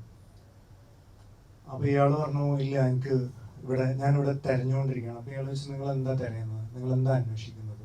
അപ്പോൾ അയാൾ പറഞ്ഞു, ഇവിടെ ഒരു സ്കൂൾ ഉണ്ടായിരുന്നു, ഞാൻ നിൽക്കുന്ന സ്ഥലത്ത് ഇവിടെ ഒരു സ്കൂൾ കെട്ടിടം ഉണ്ടായിരുന്നു, എല്ലാം തകർന്ന കൂട്ടത്തിൽ അതും തകർന്നു. പക്ഷെ എൻ്റെ മകൻ അവിടെയാണ് പഠിച്ചിരുന്നത്, വർദ്ധാൻ എന്നാണ് അവൻ്റെ പേര്, അവൻ തിരിച്ചു വന്നിട്ടില്ല.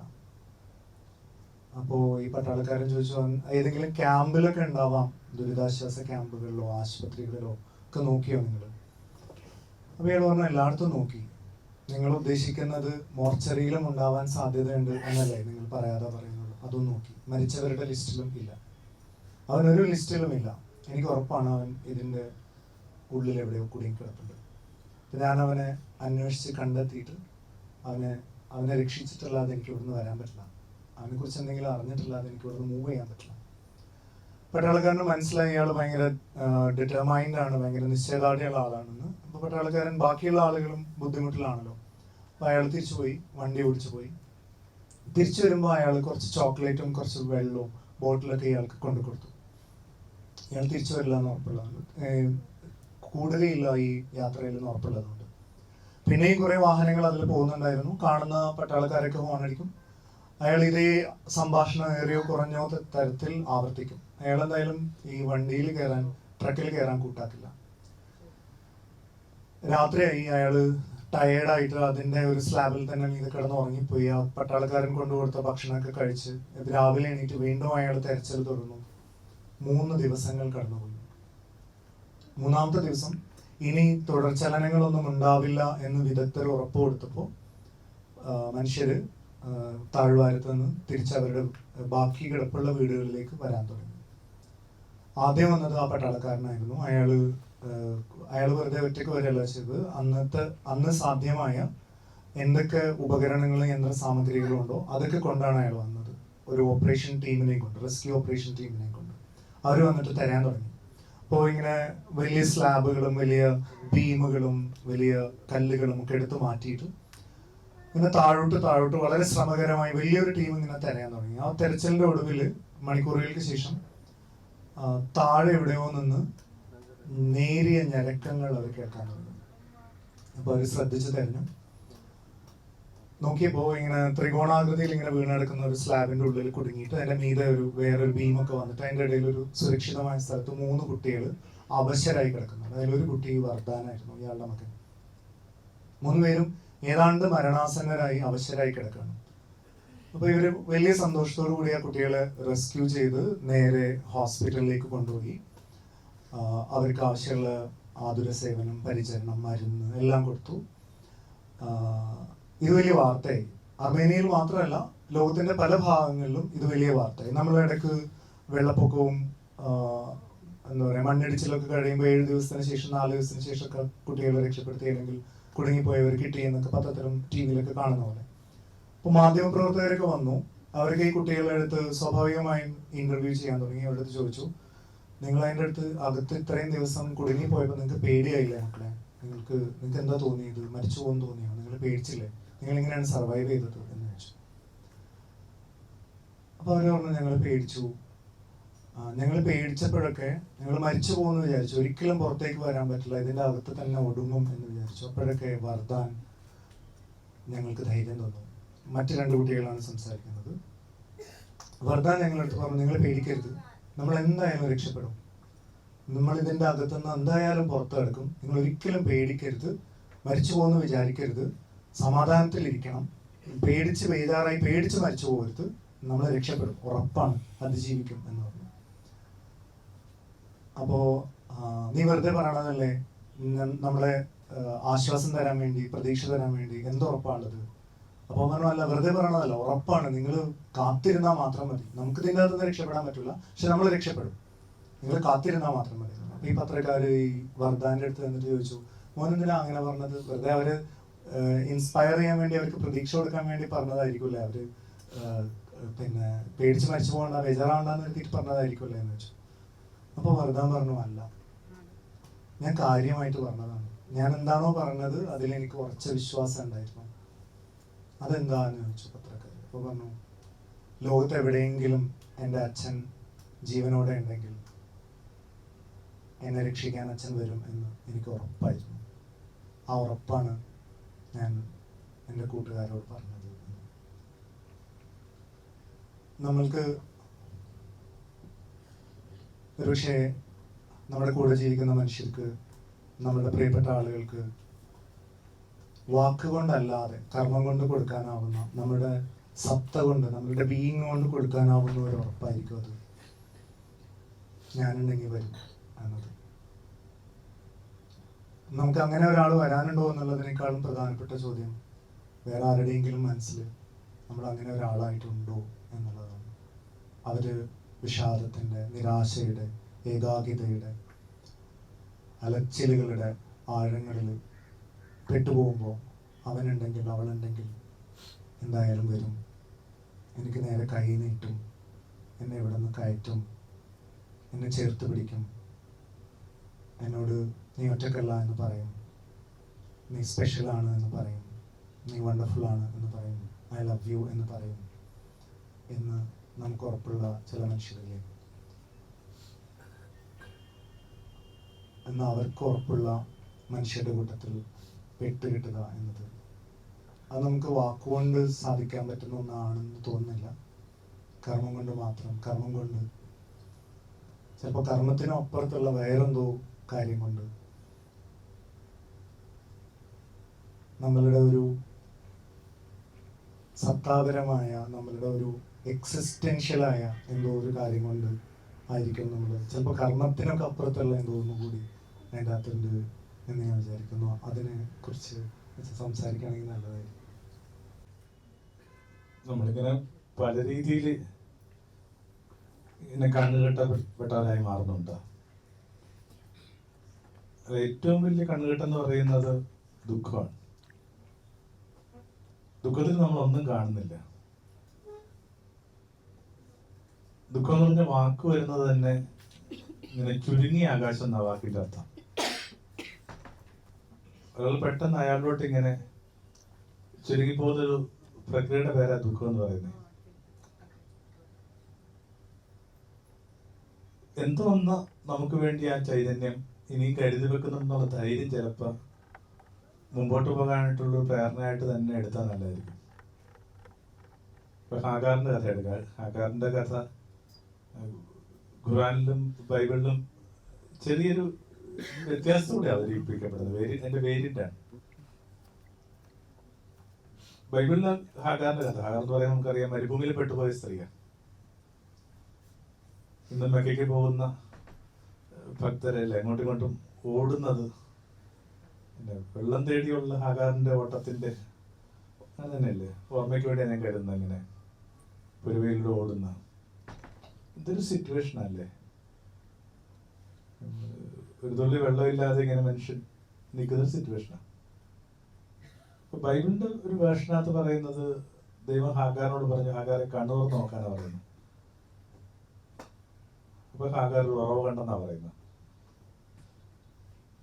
ആ ഉറവ അപ്പൊ അപ്പിയർ ചെയ്തെന്നുള്ള ഒന്നും പറയുന്നില്ല. It had been there. പക്ഷെ എന്ത് പറ്റി, ഈ വെറുതെ ഈ കണ്ണുനീരി പെട്ടത് കൊണ്ട് ഈ ഉറവ് കണ്ടിട്ടില്ല. ഇപ്പൊ പല സാധ്യതകളും ഇങ്ങനെ ദുഃഖത്തിൽ നമ്മൾ കാണുന്നില്ല. നമ്മളിങ്ങനെ അടഞ്ഞു പോകുന്നു. നിങ്ങൾ പറഞ്ഞാൽ വിശ്വസിക്കത്തില്ല. ഒരു പഴയ കഥ എന്നല്ല, 20 വർഷം മുമ്പ് എനിക്കൂടി പരിചയമുള്ളൊരു ചങ്ങാതി വെറുതെ 5000 രൂപയുടെ കടത്തിന്റെ പേരിൽ ആത്മഹത്യ ചെയ്തിട്ടുണ്ട്. 5000 രൂപ എന്നൊക്കെ പറയുന്നത് വെറുതെ 5 ചങ്ങാതിമാര് ഇങ്ങനെ കൊടുത്താൽ തീരാവുന്നൊരു കാര്യമായത്. പക്ഷെ അപ്പൊ അതൊന്നും എക്സ്പ്ലോർ ചെയ്യാനായിട്ടുള്ളൊരു സാധ്യതയില്ല. ഒരു 5000 രൂപ വിനോദം കൊടുക്കാന്ന് പറഞ്ഞു, അത് കൊടുക്കാനായിട്ട് പാങ്ങില്ല. മിക്കവാറും എല്ലാവരുടെ കടം വാങ്ങിയിട്ടുണ്ട്. അപമാനം താങ്ങാൻ പറ്റുന്നില്ല. അപ്പൊ അതിനപ്പുറം ഒന്നും കാണാൻ പറ്റുന്നില്ല. എല്ലാ സങ്കടവും നമ്മളിങ്ങനെ 1 രൂപ നാണയം എടുത്തിട്ട് കണ്ണി പിടിക്കുന്ന കണക്കാണ്. പിന്നെ ഒന്നും കാണുന്നില്ല. Things get blade. അപ്പൊ അവിടെ തന്നെ ഞാൻ ആദ്യം പറഞ്ഞൊരു കാര്യം തന്നെയാണ് പിന്നെ ആവർത്തിക്കാൻ ആഗ്രഹിക്കുന്നത്. അവനവന്റെ സങ്കടത്തിൽ നിന്ന് ഇത്തിരി ഒരു അകലം സൂക്ഷിച്ചാൽ നല്ലതായിരിക്കും. എന്തെങ്കിലുമൊക്കെ ഒരു സാധ്യതകൾ തുറന്നു വരുമല്ലേ. ഒരു സ്നേഹിതൻ മരിച്ചു. എനിക്ക് രണ്ട് പെൺകുട്ടികളാണ് എന്റെ വിചാരത്തില്. 3 പെൺകുട്ടികൾ. വാടക വീട്ടിലാണ് താമസിക്കുന്നത്. ഒന്നും ജീവിതം മുമ്പോട്ടില്ല. ഒരുമിച്ച് ആത്മഹത്യ ചെയ്യാൻ വേണ്ടി ഇവർ തീരുമാനിക്കുകയാണ്. അപ്പൊ അതില് നടുക്കത്തെ കുട്ടിയാണെന്ന് തോന്നുന്നു പറഞ്ഞു, അമ്മ ഈ വീടിനകത്ത് എന്തുമാത്രം പത്രക്കെട്ട. ഇയാളൊരു രാഷ്ട്രീയ പ്രവർത്തകനാണ്. അതുകൊണ്ട് ഇങ്ങനെ 3-4 പത്രങ്ങൾ ഒരു ദിവസം വായിക്കും. അതെല്ലാം ഇങ്ങനെ മാർക്ക് ചെയ്ത് വെച്ചിട്ടുണ്ടാവും, എന്തെങ്കിലും ആവശ്യം വരെ ഉപയോഗിക്കാനൊക്കെ ഓർത്ത്. ഇങ്ങനെ പത്രക്കെട്ടുകൾ തന്നെയായിരുന്നു മുറിക്കകത്ത്. എന്നിട്ട് പറഞ്ഞു, ഈ ക്രാഫ്റ്റ് പഠിപ്പിക്കുന്ന ടീച്ചർ ഞങ്ങളെ കൂടെ ഉണ്ടാക്കാൻ വേണ്ടി പഠിപ്പിച്ചിട്ടുണ്ട് സ്കൂളിൽ. അപ്പോൾ ആ സമയത്താണ് നമ്മുടെ ഈ പ്ലാസ്റ്റിക്കിനൊക്കെ എതിരായിട്ട് മനുഷ്യർ ഇത്തിരി ഒരു ഒരു മാറ്റം വരികയും ഇങ്ങനെ ഇതിലോട്ടൊക്കെ മനുഷ്യൻ തിരിഞ്ഞ സമയത്താണ് നമുക്ക് കൂടെ ഉണ്ടാക്കിക്കൂടെ എന്ന് ആലോചിക്കുന്നത്. വെറുതെ വീടിനകത്ത് കിടന്നൊരു വേസ്റ്റ് പെട്ടെന്ന് അവരുടെ ഡെയിലി ബ്രെഡിനുള്ള കാരണമായിട്ട് മാറുക. പറയുന്നത് ചിലപ്പോൾ മോശമായിരിക്കും, ഒരു പക്ഷെ അയാൾ ജീവിച്ചിരുന്നതിനെ കാലത്തേക്കാൾ ഭംഗിയായിട്ട് ഇപ്പോൾ ഈ കുട്ടികളെല്ലാം പഠിച്ചു വലുതായിട്ടോ അവർ ജീവിതം മുമ്പോട്ട് പോവുകയാണ്. ഒന്ന് കൂടി ഇത്തിരി ഒന്ന് മാറിയെന്ന് കാണുകയാണെങ്കിൽ, ഒന്ന് കണ്ണുറന്ന് കാണുകയാണെങ്കിൽ എന്തെങ്കിലുമൊക്കെ ഒരു കാര്യം ഉണ്ടാവുന്നേ. ലോകം മോശമാണെന്നൊന്നും ആരെങ്കിലും വിചാരിക്കുന്നുണ്ടോ? മനുഷ്യർ മോശമാണെന്ന് വിചാരിക്കുന്നുണ്ടോ? മനുഷ്യര് നിങ്ങളുടെ ജീവിതത്തിൽ ഭംഗിയായിട്ട് ഇടപെട്ടതിലെന്നൊക്കെ നിങ്ങൾ വിചാരിച്ചിരുന്നാൽ നിങ്ങൾ എന്തൊരു ആരോപണ മനുഷ്യരുടെ ഉയർത്തുന്നത്. ഖുറാന്റെ വിഷയം അനുസരിച്ച് ഞാൻ വിചാരിക്കുന്നു, അല്ലെ, കുട്ടി മരിക്കണ കാണാനായിട്ട് പറ്റാതെ അമ്മ തിരിഞ്ഞു നിൽക്കുമ്പോഴേക്ക് കുട്ടി അവിടെ എന്ത് ചെയ്യുന്നുണ്ട്? കൈയിട്ടടിച്ച് അല്ലെങ്കിൽ തന്നെയാണ് വിചാരിക്കുന്നത്. അവിടെ നിന്ന് എന്ത് ചെയ്യുന്നുണ്ട്? ഈ പറഞ്ഞ സംസഞ്ചലം ഉണ്ടായെന്നാണ് ഖുറാന്റെ വിഷയം. നിങ്ങൾ ഈ കഥകളൊക്കെ ഒന്ന് കുറച്ചുകൂടി കറണ്ടായിട്ട് വായിക്കാമോ? എന്തൊരു സൂചനകളല്ലേ. ചിലപ്പോൾ ഒന്ന് സ്ട്രഗിൾ ചെയ്യാൻ പറ്റുമെങ്കിൽ അവിടെ നിന്നൊക്കെ തന്നെ എന്തുണ്ടാവും? ഉറവുണ്ടാവും. വാദിയില്ലാതെ, ഈ പറഞ്ഞ എന്താ പറഞ്ഞത്, ജലരാശി ഇല്ലാതെ ഒരു മരുഭൂമിയും ദൈവം സൃഷ്ടിച്ചിട്ടില്ല. അല്ലെങ്കിൽ നാളെ നിങ്ങൾ അലയാനായിട്ട് തയ്യാറാണെങ്കിൽ നിങ്ങൾ അതിനെ കണ്ടെത്തും. മനുഷ്യരെ വിശ്വസിക്കുക, ഈ സമാനമായിട്ട് പരിക്കേറ്റ മനുഷ്യരുടെ കൈകോർത്തിരിക്കുക, എല്ലാം ഭംഗിയാക്കുന്ന ഒരു ചൈതന്യമുണ്ട്. ആ ചൈതന്യത്തിൽ കുറച്ചുകൂടി അർപ്പിക്കുക. എനിക്ക് ഒന്ന് പുറത്തേക്ക് കിടക്കാനായിട്ട് വഴികൾ ഉണ്ടാവണം. എനിക്കൊരു ഇത്തിരി ഒരു പേഴ്സണലായ ഒരു കാര്യം ഷെയർ ചെയ്യാനുള്ളത്, എനിക്കൊരു ഡിപ്രഷൻ എപ്പിസോഡ് ഉണ്ടായി. വെറുതെ ഞാൻ മുറി പൂട്ടിയിരുന്നു ഒരു 3 വർഷക്കാലം. പഴയ കഥയൊന്നുമല്ല, 50-51 വയസ്സൊക്കെ ഉള്ളപ്പോഴുള്ള കഥ. ആ മുറിക്കകത്ത് ബൾബ് ഫീസായിട്ട് പോലും ഞാൻ അറിഞ്ഞിട്ടില്ല. കുറച്ച് എഴുത്തും വായനയൊക്കെ ഉണ്ടെന്ന് നിങ്ങൾക്കറിയാമല്ലോ. പക്ഷെ ബൾബ് ഫീസായിട്ട് എനിക്കത് ഒന്നും തുറന്നു നോക്കേണ്ട ആവശ്യം വന്നിട്ടില്ല. അപ്പൊ തീരെ ഇങ്ങനെ ചുറ്റോടെ ഇരിക്കുമ്പോൾ 2 കാര്യങ്ങൾ എന്നെ സഹായിച്ചു. ഒന്നിങ്ങനെ അങ്ങനെ ഇരിക്കുമ്പോൾ ഒരു കൊട്ട് കേൾക്കാം. മിക്കവാറും എൻ്റെ സന്യാസമൂഹത്തിൽപ്പെട്ട ഏതെങ്കിലും സഹോദരനായിരിക്കും ഇങ്ങനെ, എന്താ ഇങ്ങനെ ഇരിക്കണം, പുറത്തു പോവാ, ഇങ്ങനെ അടച്ചുപൂട്ടിയിരിക്കാതെ. 2 ഈ പറഞ്ഞ കണക്ക് എന്ത് ചെയ്യുന്നുണ്ട്, ഞാൻ അവഗണിച്ച ചില വിശ്വാസങ്ങൾ എനിക്ക് കൂട്ടിന് വന്നു. ശേഷം ഞാൻ ആ വേദപുസ്തകത്തിലൊക്കെ കാര്യമായിട്ട് ശ്രദ്ധിക്കാതെ പോയൊരു വരിയുണ്ട്, തന്നെ സ്നേഹിക്കുന്നവർക്ക് വേണ്ടി അവനെല്ലാം നന്മയായി പരിണമിപ്പിക്കുന്നു. Evolving status is goodness. സത്യം പറഞ്ഞാൽ ഈ 2 കാര്യങ്ങളൊരു കോമ്പിനേഷൻ കൊണ്ടാണ് ഈ അടച്ചുപൂട്ടിരിക്കുന്ന ഞാൻ വീണ്ടും പുറത്തേക്ക് വരുന്നത്. ഇത് 2 പ്രധാനപ്പെട്ടാണ്. ഒരു നോക്ക് ആവശ്യമുണ്ട്. ഇങ്ങനെ ആരെയും ഇരിക്കാനായിട്ട് വിട്ടുകൊടുക്കാൻ പാടില്ല. എല്ലാവർക്കും മനുഷ്യ നിലയിൽ നമുക്ക് അനുവർത്തിക്കാവുന്ന ഏറ്റവും നല്ലൊരു കാര്യം, എന്തെങ്കിലും ഒരു പെയിനിൽ പെട്ടുപോയ ഒരു മനുഷ്യരുടെ പുറത്തു വരാനായിട്ടുള്ള പ്രേരണ കൊടുത്തുകൊണ്ടിരിക്കുക എന്നുള്ള. 2 ഈ പ്രേരണ കൊണ്ട് ചിലപ്പോൾ കാര്യമില്ലാതെയാവും. ഇങ്ങനെ വേദപുസ്തകത്തിലൊക്കെ യേശുവിനെ കുറിച്ച് പറയുന്ന അവർ വാതിൽ അടച്ചിരിക്കുമ്പോൾ അകത്തേക്ക് പ്രവേശിച്ചു എന്ന് പറഞ്ഞ സംഭവമാണ്. ഇങ്ങനെ ചിലപ്പോൾ നമുക്ക് വാതിൽ തുറക്കാനുള്ള ആരോഗ്യം പോലും ഉണ്ടാകത്തില്ല. അപ്പൊ ചിലപ്പോൾ ഇങ്ങനെ അടച്ചിട്ട വാതിലേക്ക് പ്രവേശിക്കുന്ന ഒരു ചൈതന്യമുണ്ട്. നമ്മളതിനെ പല പേരിട്ട് വിളിക്കുമ്പോഴും ഒറ്റ വാക്കാ, കാറ്റ്. നമ്മൾ സംഭാഷണം ആരംഭിക്കുമ്പോൾ തന്നെ എങ്ങനെ സംഭാഷണം മുമ്പോട്ട് പോകുന്നതിനെ കുറിച്ച് കാര്യമായിട്ട് ഞങ്ങൾക്കൊരു വ്യക്തത ഇല്ലാത്തപ്പോൾ ഞാൻ വളരെ വേഗത്തിൽ പറഞ്ഞൊരു കാര്യമുണ്ട്, റൂഹ ഉണ്ടാവും, എലമെന്റ് ഓഫ് വിൻഡ്. അതുകൂടിയൊക്കെ ചിലപ്പോൾ നമ്മൾ മുമ്പോട്ട് പോകാനായിട്ട് ഈ മുറിവണക്കാനൊക്കെ സഹായിക്കുമെന്ന് ഞാൻ വിചാരിക്കുന്നു. റൂമയുടെ മസ്നവി തുടങ്ങുന്നത് ഒരു മെറ്റഫർ ഉപയോഗിച്ചിട്ടാണ്. ഗീതാഞ്ജലി ടാഗോർ തുടങ്ങുന്നതും അതേ മെറ്റഫർ ഉപയോഗിച്ചിട്ടാണ്. ഒരു പുല്ലാങ്കുഴലിൻ്റെ സംഗീതം, ഒരു പുല്ലാങ്കുഴലിൽ നിന്ന് ഉണ്ടായിത്തീരുന്ന രാഗങ്ങൾ, അത് അതിൻ്റെ മുളയായിരുന്ന അവസ്ഥയെ ഓർക്കുന്നതാണ് എന്ന് പറഞ്ഞുകൊണ്ട്. പണ്ട് ഈ പുല്ലാങ്കുഴൽ ഒരു മുളങ്കാട്ടിൽ ഒരു മുളയായിരുന്നു, ഒരു ബാംബു റീഡായിരുന്നു. അതിനകത്ത് 7 തുളകൾ വീഴുമ്പോഴാണ് അതിന് സംഗീതം ഉണ്ടാവുന്നത്. അവിടെ ആ കാട്ടിനകത്ത് ആ മുളങ്കാടിനകത്ത് മുളയായി തന്നെ നിൽക്കുന്ന അവസ്ഥയിൽ അതിന് പാടാനാവില്ല. ആ 7 തുളകൾ അതിലൂടെ ഉമ്മ വെക്കുന്ന ഒരു ഇടയന്റെ സ്നേഹം, അയാളുടെ വിരലുകളുടെ താളം, ഇതാണ് ആ പുല്ലാങ്കുഴലിന്, ആ മുളന്തണ്ടിനെ പുല്ലാങ്കുഴലാക്കി മാറ്റുന്നത്. Wound is the place where the light enters എന്നും റൂമി തന്നെ നമ്മളെ ഓർമ്മപ്പെടുത്തുന്നുണ്ട്. അച്ഛൻ സൂചിപ്പിച്ചതുപോലെ നമ്മൾ അടഞ്ഞുപോയ ഒരു മുറിയിൽ, അല്ലെങ്കിൽ നമ്മളുടെ അടഞ്ഞുപോയ ഹൃദയത്തിനകത്ത് വെളിച്ചത്തിന് വരാനാവുക ഒരു ക്രാക്ക് വീഴുമ്പോഴാണ്, ഒരു പൊട്ട് വീഴുമ്പോഴാണ്, ഒരു മുറിവ് വീഴുമ്പോഴാണ്. ആ മുറിവിലൂടെയാണ് നമ്മൾ വെളിച്ചം കാണുന്നത്, ലോകത്തെ കാണുന്നത്, നമ്മളെ തന്നെ കാണുന്നത്.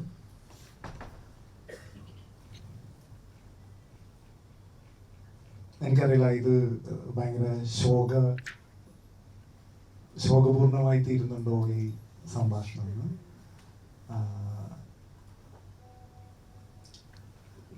ഒരു കഥ പറയാമെന്ന് വിചാരിക്കുന്നു.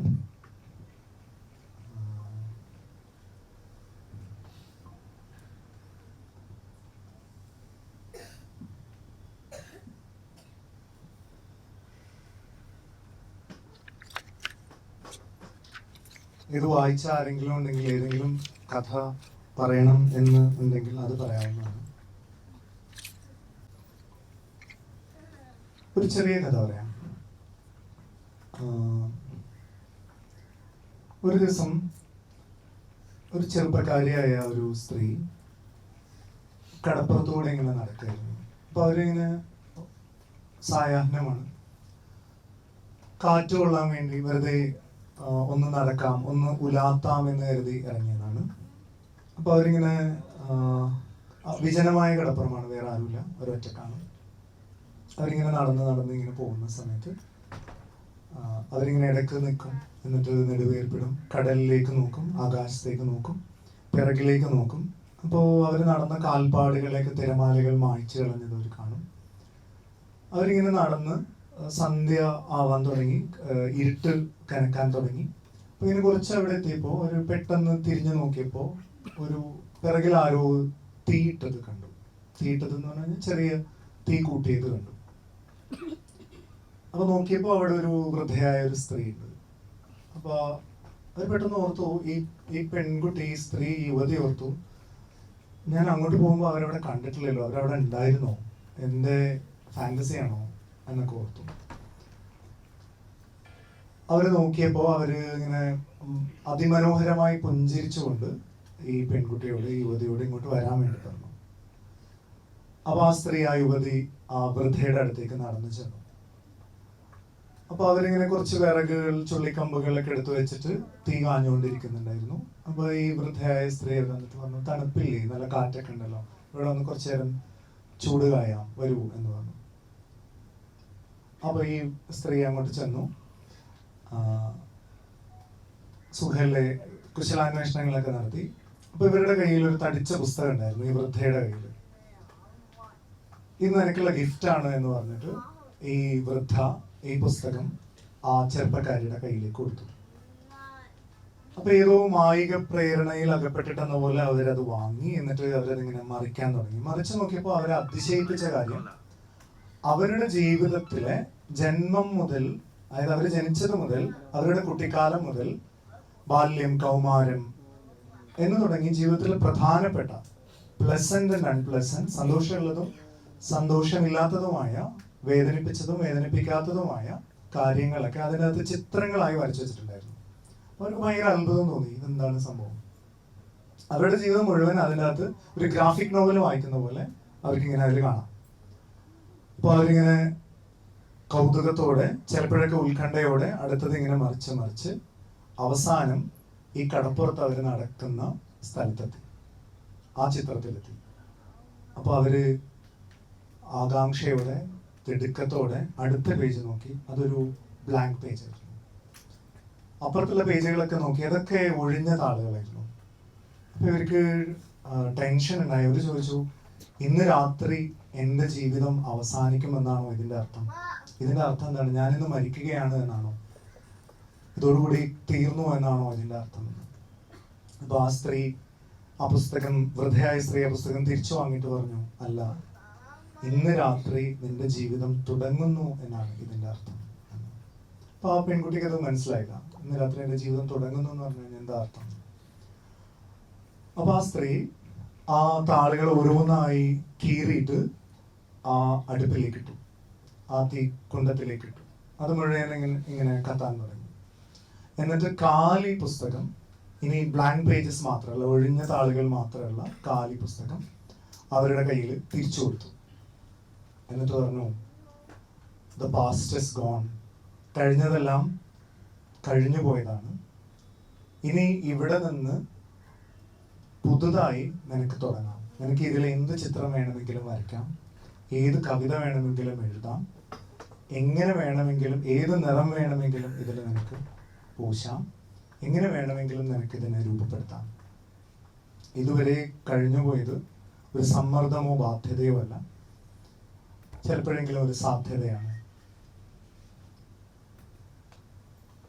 ആ പെൺകുട്ടി ആ പുസ്തകം വാങ്ങി, ആ ഒഴിഞ്ഞ പുസ്തകം വാങ്ങി അവരിങ്ങനെ പതുക്കെ നടന്നു. അപ്പോഴത്തേനും തീ ഇങ്ങനെ എരിഞ്ഞു തുടങ്ങിയിട്ടുണ്ടായിരുന്നു. കുറച്ചപ്പുറത്ത് എത്തിയിട്ട് നന്ദി സൂചകമായി അവർ തിരിഞ്ഞു നോക്കിയപ്പോൾ ആ വൃദ്ധയോ തീയോ അവിടെ ഉണ്ടായിരുന്നില്ല. ഇത്രയേ ഉള്ളൂ കഥ.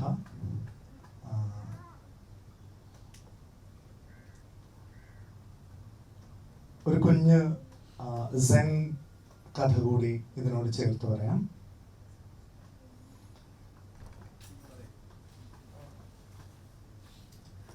ഒരിക്കലും ഒരു യുവ സന്യാസി ഒരു ആശ്രമത്തിൽ ഉറങ്ങിക്കിടക്കുമ്പോൾ ഒരു സ്വപ്നം കണ്ടു. ആ സ്വപ്നത്തിൽ ആ സന്യാസി ഒരു പൂമ്പാറ്റയായി മാറി. പൂമ്പാറ്റ ഒരു പൂവിന് മീതെ പറന്നു ചെന്നിരുന്ന് തേൻ കുടിക്കാൻ തുടങ്ങി. തേൻ കുടിച്ചുകൊണ്ടിരിക്കെ പൂമ്പാറ്റ ആ പൂവിന് മീതെ കിടന്ന് മയങ്ങിപ്പോയി. മയങ്ങിപ്പോയ സമയത്ത് ഇയാൾ സ്വപ്നത്തിൽ നിന്ന് ഉണർന്നു. ഇതാണ് ഈ യുവ സന്യാസി, ഈ മോങ്ക് കണ്ട സ്വപ്നം. അപ്പൊ ഇയാള് അന്വേഷിയായ സാധകനായ ഒരു ചെറുപ്പക്കാരനാണ്. ഇയാൾ ഉറക്കത്തിൽ നിന്ന് എണീറ്റിട്ട് ഇതിനെക്കുറിച്ച് ആലോചിച്ചു. എന്താണ് ഈ സ്വപ്നത്തിന്റെ അർത്ഥം? ഉറങ്ങിക്കിടന്നപ്പോൾ ഞാനൊരു പൂമ്പാറ്റയായി മാറി, ഒരു പൂന്തോട്ടത്തിൽ പാറി നടന്നു, ഒരു പൂവിന്റെ മീതെ ചെന്നിരുന്ന് തേൻ കുടിക്കാൻ തുടങ്ങി. അപ്പോൾ ഞാൻ ഉണർന്നു. എന്താ ഇതിന്റെ അർത്ഥം?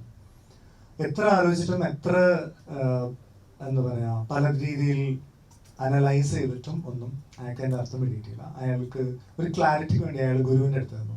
ഗുരുവിനോട് ഈ സംഭവം പറഞ്ഞു, ഞാനൊരു സ്വപ്നം കണ്ടു, ഇതാണ് സ്വപ്നം, ഇതിന്റെ അർത്ഥം എന്താണ്? അപ്പൊ ഗുരു അവരോട് ഒരു ചെറിയ വാചകം മാത്രമാണ് പറഞ്ഞത്, ആ പൂമ്പാറ്റ കാണുന്ന സ്വപ്നമാണ് നീ. ആ പൂമ്പാറ്റ കാണുന്ന സ്വപ്നമാണ് നീ. കുറച്ചുകൂടി അങ്ങോട്ടും ഇങ്ങോട്ടും ഒക്കെ ഇങ്ങനെ കൈ നീട്ടിക്കൊടുക്കുക എന്നുള്ളതായിരിക്കും നമ്മളിപ്പോൾ പെട്ടുപോകുന്ന എല്ലാത്തിനുള്ളൊരു പരിഹാരം ഞാൻ വിചാരിക്കുന്ന. ഇങ്ങനെ വെള്ളച്ചാട്ടമൊക്കെ കുറെ അടക്കുമ്പോഴേക്കും എത്ര പേരുണ്ടോ അത്രയും പേര് ഇങ്ങനെ കൈ കോർത്ത് പിടിക്കും. വഴുതന പാതയിലൂടെ നടക്കുമ്പോൾ ദുഃഖത്തിനുള്ളൊരു പരിഹാരം എന്ന് പറയുന്നത് വേറൊരു മനുഷ്യന്റെ കരം തന്നെയാണെന്ന് ഞാൻ വിചാരിക്കുന്നത്. ഒരാളുടെയെങ്കിലും ദുഃഖത്തിന്റെ ഒരു ശമന കാരണമായിട്ട് നിങ്ങൾ മാറിയിട്ടുണ്ടോ ഇല്ല എന്നുള്ളത് ജീവിതത്തെ ചോദ്യം ചെയ്യുന്ന ഒരു കാര്യമല്ലേ? Have you ever turned B ഒരു ശമന കാരണമായിട്ട് മാറിയിട്ടുണ്ടോ? അല്ലാതെ എങ്ങനെ നിങ്ങൾ ജീവിതത്തെ അസസ് ചെയ്യുന്നല്ലേ? സായന്തനത്തെ നമ്മൾ ജീവിതത്തെ തിരിഞ്ഞു നോക്കുമ്പോൾ ഉണ്ടാകുന്ന റിഗ്രറ്റുകളിലൊന്നിങ്ങനെ നമ്മൾ ഇടപെടാതെ പോയ മനുഷ്യരെക്കുറിച്ചുള്ള വ്യസനങ്ങളായിരിക്കും. കുട്ടികളുടെ ഞാൻ പറയുന്ന ഒരു കുഞ്ഞുദാഹരണം, രാവിലെ ഒരാളിങ്ങനെ പാർക്കിൽ നടക്കാൻ പോയി. നടക്കാൻ പോയി അയാൾ കണ്ടു ഒരു കുട്ടി ഒരു ചതുപ്പിൽ പെട്ടുപോയി. അയാൾക്ക് ചാടി ആ കുട്ടി രക്ഷിക്കണമെന്നുണ്ട്. പക്ഷെ വലിയൊരു പ്രശ്നം കിടപ്പുണ്ട്. അയാളുടെ കാലിൽ കിടക്കുന്നത് തലേനാളുടെ ബർത്ത്ഡേ ആയിരുന്നു. ആ ബർത്ത്ഡേക്ക് അയാളുടെ പുറത്തുള്ളൊരു മകൾ, വിദേശത്തുള്ള മകൾ കൊടുത്തിരിക്കുന്ന ഒരു വളരെ വിലപിടിപ്പുള്ള ഒരു ക്യാൻവാസ് ഷൂ ആണ്. അതിന് എൻ്റെ വില മാത്രമല്ല, അതിനകത്തൊരു മെമ്മറി കൂടി ഉണ്ടല്ലേ. എല്ലാ അർത്ഥത്തിനും അതിന് മൂല്യമുണ്ട്. അപ്പം അതിനെന്ത് പറ്റുമെന്ന് ഇയാൾ ആലോചിച്ച് നിൽക്കുന്നതിനിടയിൽ കുഞ്ഞു മുങ്ങിപ്പോയി. ഇയാൾക്ക് എന്തെങ്കിലും സമാധാനം കിട്ടുമോ? അതുപോലെ നിങ്ങൾക്ക് കണക്ട് ആയത്. കാരണം എന്താണ്? അയാളുടെ മുമ്പിൽ നടന്നൊരു കാര്യമാണ്. ഈ മുമ്പിൽ നടക്കാത്ത ഒരു കാരണമായതുകൊണ്ട് മനുഷ്യൻ മുങ്ങിപ്പോകുന്നത് നിങ്ങൾ കരുതുന്നുണ്ടോ?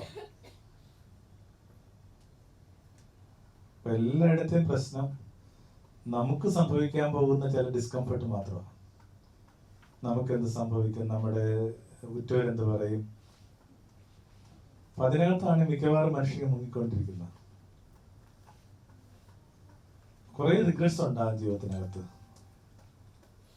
അതിനകത്ത് ഞാൻ വിചാരിക്കുന്ന ഏറ്റവും പ്രധാനപ്പെട്ട റിഗ്രറ്റ്, നിങ്ങളൊരു പക്ഷെ ഇടപെട്ടിരുന്നെങ്കിൽ നിങ്ങൾക്ക് അളവ് കുറക്കാൻ പറ്റുന്ന ഒരാളുടെ ദുഃഖം ഉണ്ടായിരുന്നു. അതിനിങ്ങനെ പുറത്തോട്ടൊന്നും പോകേണ്ട കാര്യമില്ല. വീടിനകത്ത് തന്നെ കാലാകാലങ്ങളായിട്ട് മിണ്ടാതിരിക്കുന്ന ആ സ്ത്രീക്ക് എന്നാ പറ്റിയത്, ഒരു ബന്ധുവിന് എന്നാ പറ്റിയത്, അയാൾ എന്തുകൊണ്ടാണ് മയക്കുമരുന്നിൽ പെട്ടുപോയത്. യേശുവിനെ കുറിച്ചൊക്കെ ഒരു പുസ്തകത്തിൽ ഉണ്ട്. ആ പുസ്തകത്തിന്റെ പേര് ഇങ്ങനത്തെ മാൻ ഫോർ ദി അതർ.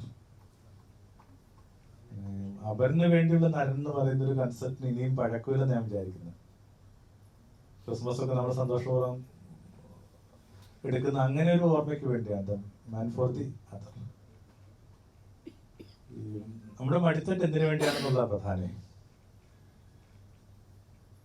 ബാബ അലാവുദ്ദീനിലെ എന്ന് പറയുന്ന സരത്വായ അല്ല വല്ല മ്യൂസീഷ്യനുണ്ട്. അദ്ദേഹത്തെ കുറിച്ച് പറയുന്ന ഒരു സംഭവം ഇങ്ങനെയാണ്. ഇദ്ദേഹം വളരെ സ്ട്രിക്റ്റ് ആയിട്ടുള്ളൊരു ഗുരുവാണ്. മ്യൂസിക്കിന്റെ ഒക്കെ വലിയൊരു ഉസ്താദാണ്. അപ്പൊ ഇയാളിങ്ങനെ സംഗീത ഇതിൽ ഏർപ്പെടുമ്പോൾ ഒരു ഇത്തിരി മാനസിക പ്രശ്നം ഒരു സ്ത്രീ വന്നിരിക്കാൻ നോക്കി നിൽക്കും. കുറെ കഴിയുമ്പോൾ അവര് വന്നിട്ട് ഇയാളുടെ മടിയിൽ ചുരുണ്ടുകൂടി കിടക്കും. ആരെങ്കിലൊക്കെ ഇവരെടുത്തു മാറ്റാനോ അവർ തടസ്സപ്പെടുത്താനോ ശ്രമിക്കുമ്പോൾ ഇയാൾ അവരെയൊക്കെ വിലക്കും. എന്നിട്ട് ആ ഒരു സംഗീത സൗകര്യം മുമ്പോട്ട് പോവുകയും ഈ സ്ത്രീയെ അവിടെ കിടന്നിങ്ങനെ സമാധാനത്തിൽ കിടന്ന് ഉറങ്ങുകയും ചെയ്യും. ഉറങ്ങെണീക്കുമ്പോഴേക്കും ഒരു ദേവതയായിട്ടുണ്ടാവും. ഇയാളോട് പറയും ഒരു വരം ചോദിച്ചാൽ തരാന്നൊക്കെ പറയും. ഇത് സംഭവിച്ചിട്ടുള്ളതാണോ, ഒരിക്കൽ മാത്രം സംഭവിച്ചിട്ടുള്ള കാര്യമാണ് നമുക്ക് അറിഞ്ഞുകൂടാ. പക്ഷെ അത് സോക്കോൾഡ് മെറ്റഫറാ വാസ്തവത്തില്. അല്ലേ? ആ സ്ത്രീയുടെ ധൈര്യം എന്താണ്? ഇയാൾ പാടുന്ന ഒരാളാണ്. പാടുന്ന ഒരു മനുഷ്യന് കരുണയോടുകൂടി ലോകത്തെ കാണാനാവുന്ന ധൈര്യം കൊണ്ടാണ് ഈ സ്ത്രീ വന്നിട്ട് ഇയാളെ മടി കിടന്ന് ചുണ്ടുകൂടി കിടക്കുന്നത്. അപ്പൊ മനുഷ്യർക്ക് കുറച്ചുകൂടിയൊക്കെ നമ്മുടെ മടിത്തട്ടിൽ ചുണ്ടുകൂടാൻ പറ്റുന്ന ഒരു സമാധാനവും സ്വാതന്ത്ര്യവും സൃഷ്ടിച്ചെടുക്കാൻ പറ്റും. ഞാൻ ഈ പിയാത്ത കണ്ടിട്ടുണ്ട്. ഇങ്ങനെ മൈക്കലാഞ്ചലോയുടെ ഏറ്റവും പ്രശസ്തമായ ശില്പമാണ്. അമ്മമേരിയുടെ മടി കിടക്കുന്ന യേശുവാണ്. പക്ഷെ ആ ശില്പം നിങ്ങൾ എടുത്തുനിന്ന് നിങ്ങളുടെ ഫോണിലൊക്കെ ഒന്ന് ഇത്തിരി ഒന്ന് വലുതാക്കി നോക്കിയാൽ നിങ്ങൾക്ക് മനസ്സിലാവും ഈ അമ്മ ജീസസിനൊക്കെ യങ്ങാണ്. അത് റെപ്രസെന്റേഷനാണ്. ഒരു സ്ട്രോങ് വുമൺ എന്നുള്ളതിന് വേണ്ടി ഈ മേരി യേശുവിനേക്കാൾ ചെറുതായിട്ടാണ് അതിനകത്ത് ചിത്രീകരിക്കപ്പെടുന്നത്. 77 തോന്നുന്നു ഒരാൾ വന്നിട്ട് ഇങ്ങനെ ഈ ശില്പത്തെ ആക്രമിച്ചു. ഇത് ലോകം മുഴുവൻ വലിയൊരു വാർത്തയായിട്ട് മാറി. ഇത്രയും ഇങ്ങനെ ഒരു ഹെറിറ്റേജ് ആയിട്ട് കരുതുന്ന ഒരു ഐക്കണായിട്ട് കരുതുന്ന ഒരു ബിംബത്തെ ഇങ്ങനെ ആക്രമിച്ചു എന്നുള്ളത്. അപ്പൊ എന്തുകൊണ്ട് ആക്രമിച്ചെന്ന് ചോദിക്കുമ്പോൾ അയാൾ പറയുന്നത് ഞാൻ യേശു എന്നാ പറയുന്നത്. യേശു എന്തിനായിരിക്കണം ഈ മറിയത്തിനെ മടുത്തന്നെ ആക്രമിക്കുന്നത്? എല്ലാ മനുഷ്യപുത്രന്മാർക്കും അത്ര ഒരു സൗഭാഗ്യമില്ല. ഇങ്ങനെ മറിയത്തിന് കണക്കൊരു മടുത്തന് കിട്ടാനുള്ള സൗഭാഗ്യമില്ല. ഈ അവരിന് വേണ്ടി ഉതകുന്നൊരു ജീവിത സങ്കല്പം രൂപപ്പെടുത്തിയെടുക്കുക എന്നുള്ളത് അവനവന്റെ ദുഃഖത്തെ കുറെ അടക്കാനും വളരെ പ്രധാനപ്പെട്ട. നമ്മൾ പറഞ്ഞില്ലേ, ഇദ്ദേഹം പറഞ്ഞല്ലോ ഇപ്പൊ ഇത് എല്ലാവരും സന്തോഷം കെടുത്തിയാൽ തോന്നലുണ്ട്. ചില സന്തോഷം കെട്ടാലും കുഴപ്പമില്ല. ഇങ്ങനെ സങ്കടങ്ങളിലാണ് നമ്മൾ ഇങ്ങനെ കണക്ട് ആവുന്നത്. ബാക്കിയൊക്കെ ഈ പറയുന്ന കണക്ക് ഷേവിൻ റീസലില് ഈ പറയുന്ന ആ ഒരു പദകണക്കാ. ബാക്കി എല്ലാം അതിങ്ങനെ മാറ്റിക്കഴിഞ്ഞാൽ എല്ലാത്തിനും താഴെ ഭയങ്കര റിയാലിറ്റി ഉണ്ട്. വളരെ കഠിനമായ റിയാലിറ്റികളുണ്ട്. അതിനെ അഭിസംബോധന ചെയ്യാതെ അഡ്രസ് ചെയ്യാതെ നമുക്ക് എത്ര കാലം എഴുതി പോകാൻ പറ്റും എന്നുള്ളതാണ്. പൊതുവെ ഞങ്ങളുടെയൊക്കെ ഒരു ഒത്തുചേരൽ ചെയ്യുന്ന ഒരു കുഞ്ഞു കാര്യം എന്ന് വെറുതെ ചെയ്തിട്ടുണ്ട്. പക്ഷെ അത് വേണമെങ്കിൽ നമുക്ക് ഈ കാര്യങ്ങൾ വേറെ കൺക്ലൂഡ് ചെയ്യാനാണ് വിചാരിക്കുന്നത്, അല്ലെ കുറച്ച് ലെങ്തി ആണെന്നാണ് വിചാരിക്കുന്നത്. നമുക്ക് ബുദ്ധിമുട്ടില്ലെങ്കിൽ ഒന്ന് അടുത്തിരിക്കുന്ന ആൾ ആരാണെന്ന് അന്വേഷിക്കാവോ, വെറുതെ ഒന്ന് പേര് ഇരിക്കാവോ. അത്രയെങ്കിലും സംഭവിച്ചില്ലെങ്കിൽ പിന്നെ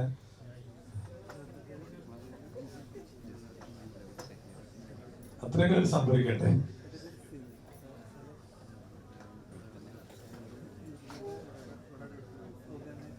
അത്യാവശ്യം പേര് കിട്ടിയില്ലെങ്കിൽ ഒത്തിരി ഒരു സ്വാതന്ത്ര്യം എടുക്കുകയാണ്. ഒരു 2 മിനിറ്റ് നിങ്ങൾക്ക് ഇത്തിരി നേരെ ഇരിക്കാവോ, ഒന്ന് ഇത്തിരി സ്ട്രോങ് ആയിട്ട്, ഇത്തിരി ഒന്ന് ഈ യോഗയിലൊക്കെ ഇരിക്കുന്നതൊക്കെ ഇരുന്നിട്ട് 2 മിനിറ്റ്. എന്നിട്ട് അടുത്തിരിക്കുന്ന ആളുടെ കൈ നോക്കി ഒന്ന് ചേർത്ത് പിടിക്കുക. ആരും ഒറ്റയ്ക്ക് വിടരുത്. ആരെങ്കിലും ഒറ്റയ്ക്ക് ഇരിപ്പുണ്ടെങ്കിൽ പോയ ആളെ ഒന്ന് കൈ അടുത്തിരിക്കുന്ന ആളുടെ കൈ നോക്കി ഒന്ന് ചേർത്ത് പിടിച്ചിട്ട് 1 സെക്കൻഡ് ഒന്ന് കണ്ണുപൂട്ടാവോ, ഒന്ന് കണ്ണുപൂട്ടിരിക്കുക. വെറുതെ ഒന്ന് കണ്ണുപൂട്ടി. Feel a man's palm, feel a woman's palm. ഒന്നും ചെയ്യണ്ട, വെറുതെ ഒരാൾ അയാളുടെ കൈ നീട്ടിന്ന് മാത്രം ഓർക്കുക.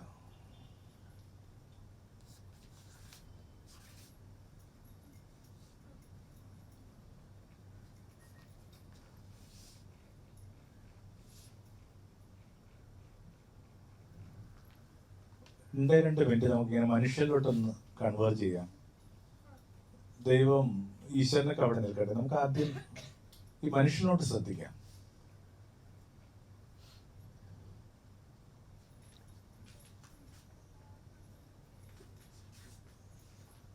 അയാൾക്കൊരു കഥ ഉണ്ടാവും, നിങ്ങൾ ഈ കൈകോർത്ത് പിടിച്ച ആൾക്ക്.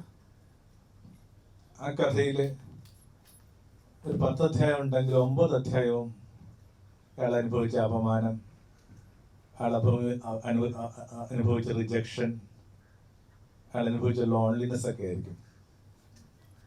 ഒരു കഥയിൽ മാത്രമായി, ഒരു അധ്യായത്തിൽ മാത്രമായിരിക്കും അയാൾ ഒരു ചിരിക്കുന്നത്. ചെറിയ ചെറിയ നേട്ടങ്ങൾ, പങ്കാളിയുടെ സമാധാനം, കുട്ടികളുടെ ഒരു ആദരവ്. ബാക്കി 9 അധ്യായത്തിനകത്തും ഇങ്ങനെ ഈർപ്പമുണ്ടാകും.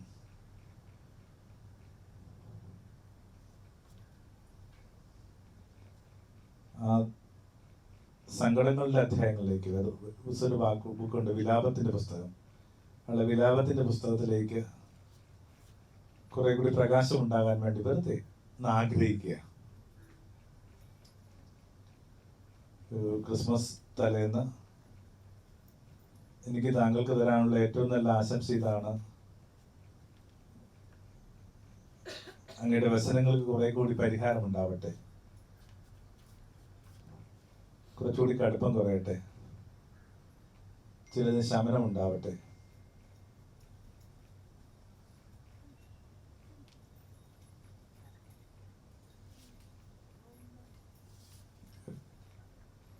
ഇങ്ങനെ അപരിചിതരില്ലേ ഈ കൂട്ടത്തില്?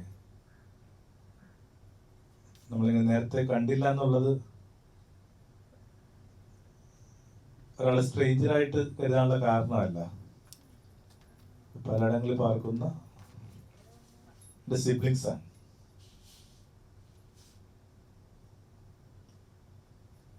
ഒന്നുകൂടി ഒന്ന് അയാളുടെ കരങ്ങളിലേക്ക് ഏകാഗ്രമായി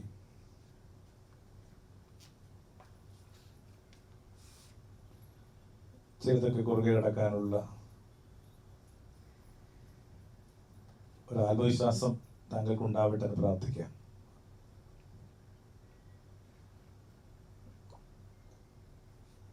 കൈകോർത്ത് മാത്രം ചിലപ്പോൾ കുറുകെ അടക്കാൻ പറ്റത്തില്ല. ചിലപ്പോൾ നമുക്ക് ചില കരങ്ങൾ ആവശ്യമുണ്ട്, ശിരസിന് മീതെയുള്ള ചില കരങ്ങൾ ആവശ്യമുണ്ട്. We need certain amount of blessing. ഒരു സ്നേഹം സദാ താങ്കളെ പൊതിഞ്ഞ് നിൽക്കട്ടെ.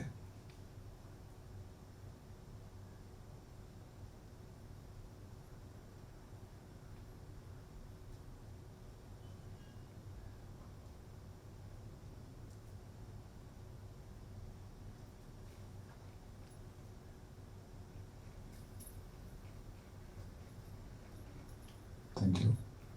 നമുക്കൊന്ന് പരസ്പരം ഒന്ന് ഹഗ് ചെയ്യാമെന്നുകൂടി വിചാരിക്കുന്നു. Thank you. നമ്മൾ കരുണ കുറ്റ്യാനിന്ന് ചെറിയ ഒരു സമ്മാനം കൊടുത്തയച്ചിട്ടുണ്ട് ബോബിയച്ചനും നൗഷാദ് മാഷിനായിട്ട്. അപ്പം ബോബിയച്ചന് സമ്മാനം കൊടുക്കാൻ വേണ്ടിയിട്ട് അരവിനാഥം.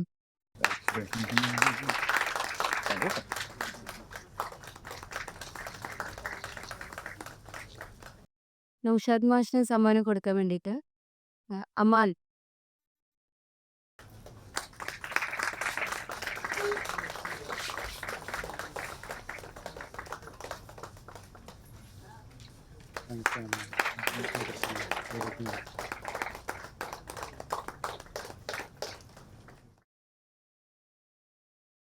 നന്ദി രേഖപ്പെടുത്താൻ വേണ്ടിയിട്ട് ആസിഫ് ബറ്റാലിയൻസ്. പരിപാടി ഓർഗനൈസ് ചെയ്ത സമയത്ത് ആശങ്ക ഉണ്ടായിരുന്നു.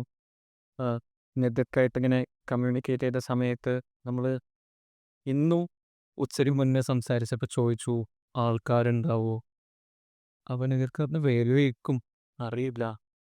അപ്പം ഇവർ വരുന്നിടത്ത് വെച്ച് കാണാം ആളുകൾ വരട്ടെ. കാരണം നമ്മൾ ആരെയും പേഴ്സണലി പോയിട്ട് വിളിച്ചിട്ടില്ല, ആരും വരുമെന്ന് വാക്ക് പറഞ്ഞിട്ടില്ല. എന്തുകൊണ്ട് ആളുകൾ വന്നു എന്ന് വെച്ച് കഴിഞ്ഞാൽ എനിക്ക് തോന്നുന്നത് നമ്മളെ ഈ യോജിക്കുന്ന ഘടകം മുറിവായിരിക്കും, പെയിനായിരിക്കും. ചിലപ്പോൾ ആ പെയിനായിട്ട് കണക്ട് ചെയ്യാൻ പറ്റുന്നതുകൊണ്ടാകാം എല്ലാവരും ഇവിടെ എത്തിയത്. ഇവിടെ വന്ന ആളുകളെ ഞാനാരും പേഴ്സണലി ഒന്നും പോയി വിളിച്ചിട്ടില്ല.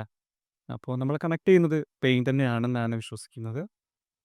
ഒന്ന് രണ്ട് കാര്യങ്ങൾ സൂചിപ്പിച്ച് പെട്ടെന്ന് അവസാനിപ്പിക്കാൻ വിചാരിക്കുകയാണ്. അപ്പോൾ ഇതിൽ പോൾ ഗിൽബർട്ട് എന്ന് പറഞ്ഞിട്ടുള്ളൊരു സൈക്കോ തെറപ്പിസ്റ്റ് ഉണ്ട്. അദ്ദേഹം പറയുന്നത് കമ്പാഷൻ ഫോക്കസ്ഡ് തെറാപ്പിയാണ്.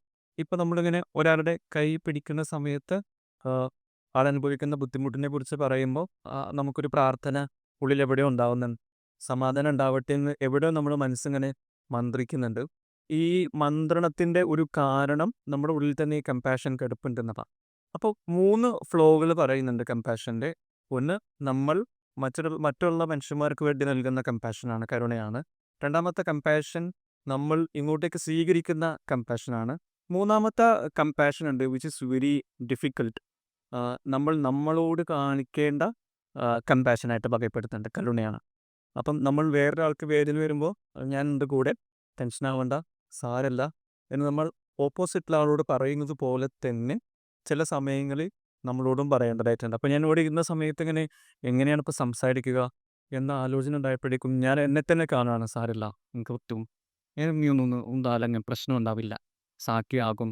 അപ്പം ഈ സെൽഫ് കമ്പാഷൻ വളരെ ക്രൂഷ്യലാണ് എന്ന് തോന്നുന്നു. പ്രത്യേകിച്ചു കെയർ ഗീവേഴ്സ് ആയിട്ടുള്ള മനുഷ്യന്മാർക്ക് നിർബന്ധമായും സെൽഫ് കമ്പാഷൻ പ്രാക്ടീസുകൾ ആവശ്യമുണ്ടെന്ന് തോന്നുന്നതാണ്.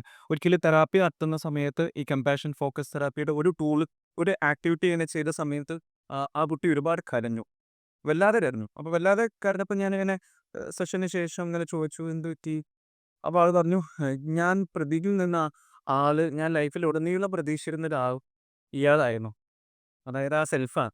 ആളുടെ തന്നെ കമ്പാഷൻ സെൽഫിനെ നമ്മൾ കൊണ്ടുവരുത്തുകയും ഒരു പ്രാക്ടീസ് ചെയ്യിച്ചപ്പോൾ ആൾ പറയാണ്, ഞാൻ ഇത്രയും കാലം എനിക്ക് കിട്ടേണ്ട ഒരാൾ ഇതായിരുന്നു, എനിക്ക് കിട്ടിയിട്ടില്ല. ഇപ്പം എനിക്ക് ആളെ കാണാൻ വേണ്ടി പറ്റുന്നുണ്ട്, ഈ കുറെ കൂടെ ആശ്വാസം കിട്ടുന്നുണ്ട്. അപ്പം നമ്മളോടും കമ്പാഷൻ കാണിക്കേണ്ടതായിട്ടുണ്ട് എന്നൊരു തോന്നൽ, ആലോചന പങ്കുവെക്കാണ്. അതോടൊപ്പം തന്നെ ന്യൂസിലാൻഡിൽ ഈ മാവോരി കമ്മ്യൂണിറ്റി എന്ന് പറഞ്ഞൊരു കമ്മ്യൂണിറ്റി ഉണ്ട്. അതിൽ ഈ ഏലിയൻ മാസ്റ്റേഴ്സ് ഉണ്ട്, ട്രൈബൽ കമ്മ്യൂണിറ്റിയാണ്. അപ്പോൾ ഈ ഏലിയൻ മാസ്റ്റേഴ്സ് പറയുന്ന ഒരു കാര്യമുണ്ട്, ഡിസ്കണക്ഷൻ ഈസ് ഡിസീസ്. കണക്ട് ചെയ്തോണ്ടേ ഇരിക്കുക എന്നുള്ളത് വളരെ പ്രധാനപ്പെട്ടതാണ് എന്നൊരു ആലോചന ഉണ്ട്. ഈ ഇമോഷൻ ഫോക്കസ്ഡ് അറ്റാച്ച്മെൻറ്റ് തെറാപ്പി എന്നൊരു തെറാപ്പി പഠിക്കുന്നുണ്ട്. അപ്പം അതിൽ പറയുന്നൊരു കാര്യമുണ്ട്.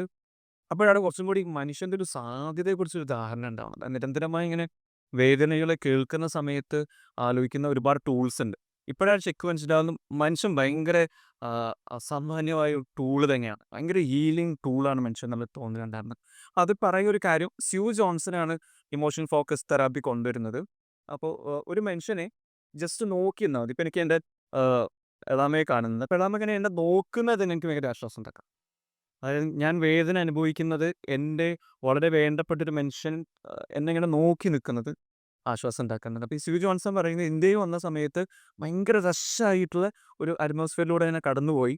അപ്പോൾ സ്യൂ ജോൺസൺ കാറിലിരിക്കുകയാണ്. കാറിലിരിക്കുമ്പോഴേക്കും ഇങ്ങനെ പുറത്തേക്ക് നോക്കിയപ്പോഴേക്കും ഭയങ്കര ബുദ്ധിമുട്ട് അനുഭവപ്പെടുകയാണ്. അപ്പോൾ സ്യൂ ജോൺസൺ ഇങ്ങനെ വളരെ അടുപ്പമുള്ള, ഉറപ്പായിട്ടും അടുപ്പമുണ്ടായിട്ട് ഹസ്ബൻഡ് ഉണ്ടാവുമല്ലോ, ഹസ്ബൻഡ് ഇങ്ങനെ മനസ്സിലാലോചിച്ചു, ഞാനിങ്ങനെ പ്രയാസം അനുഭവിക്കുകയാണ്, എൻ്റെ ഹസ്ബൻഡ് എന്നെ ഇങ്ങനെ നോക്കുന്നു. ആ നോക്കുന്നത് മാത്രം ആലോചിക്കുമ്പോൾ മനുഷ്യൻ്റെ ആശ്വാസം ഉണ്ടാകുന്നതല്ല.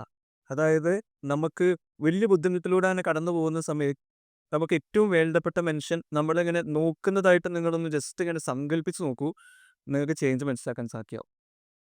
ഭയങ്കര ചേഞ്ച് ഉണ്ടാവും. നമ്മളിങ്ങനെ സ്പിരിച്വൽ ഫിഗേഴ്സ് ആയിട്ട് കണക്കാക്കുന്ന ആൾക്കാരൊക്കെ തന്നെ ഹ്യൂമൻ വളരെ വേണ്ടപ്പെട്ട ആൾക്കാരൊക്കെ ഞാനിങ്ങനെ ബുദ്ധിമുട്ട് അനുഭവിക്കുന്നുണ്ട്, എന്നെ ആൾ നോക്കുന്നു എന്ന ആലോചന തന്നെ ആശ്വാസം ഉണ്ടാക്കും. അപ്പോൾ പറഞ്ഞു വരുമ്പോഴേക്കും ഈ ഇനി ഉള്ളൊരു കാലഘട്ടത്തിൽ ഉണ്ടാകാൻ വേണ്ടി പോകുന്ന ഒരു പാൻഡമിക് ആയിട്ട് ഫീൽ ചെയ്യുന്നത് ലോൺലിനെസ് ആണ്, ഏകാഗ്രതയാണ്.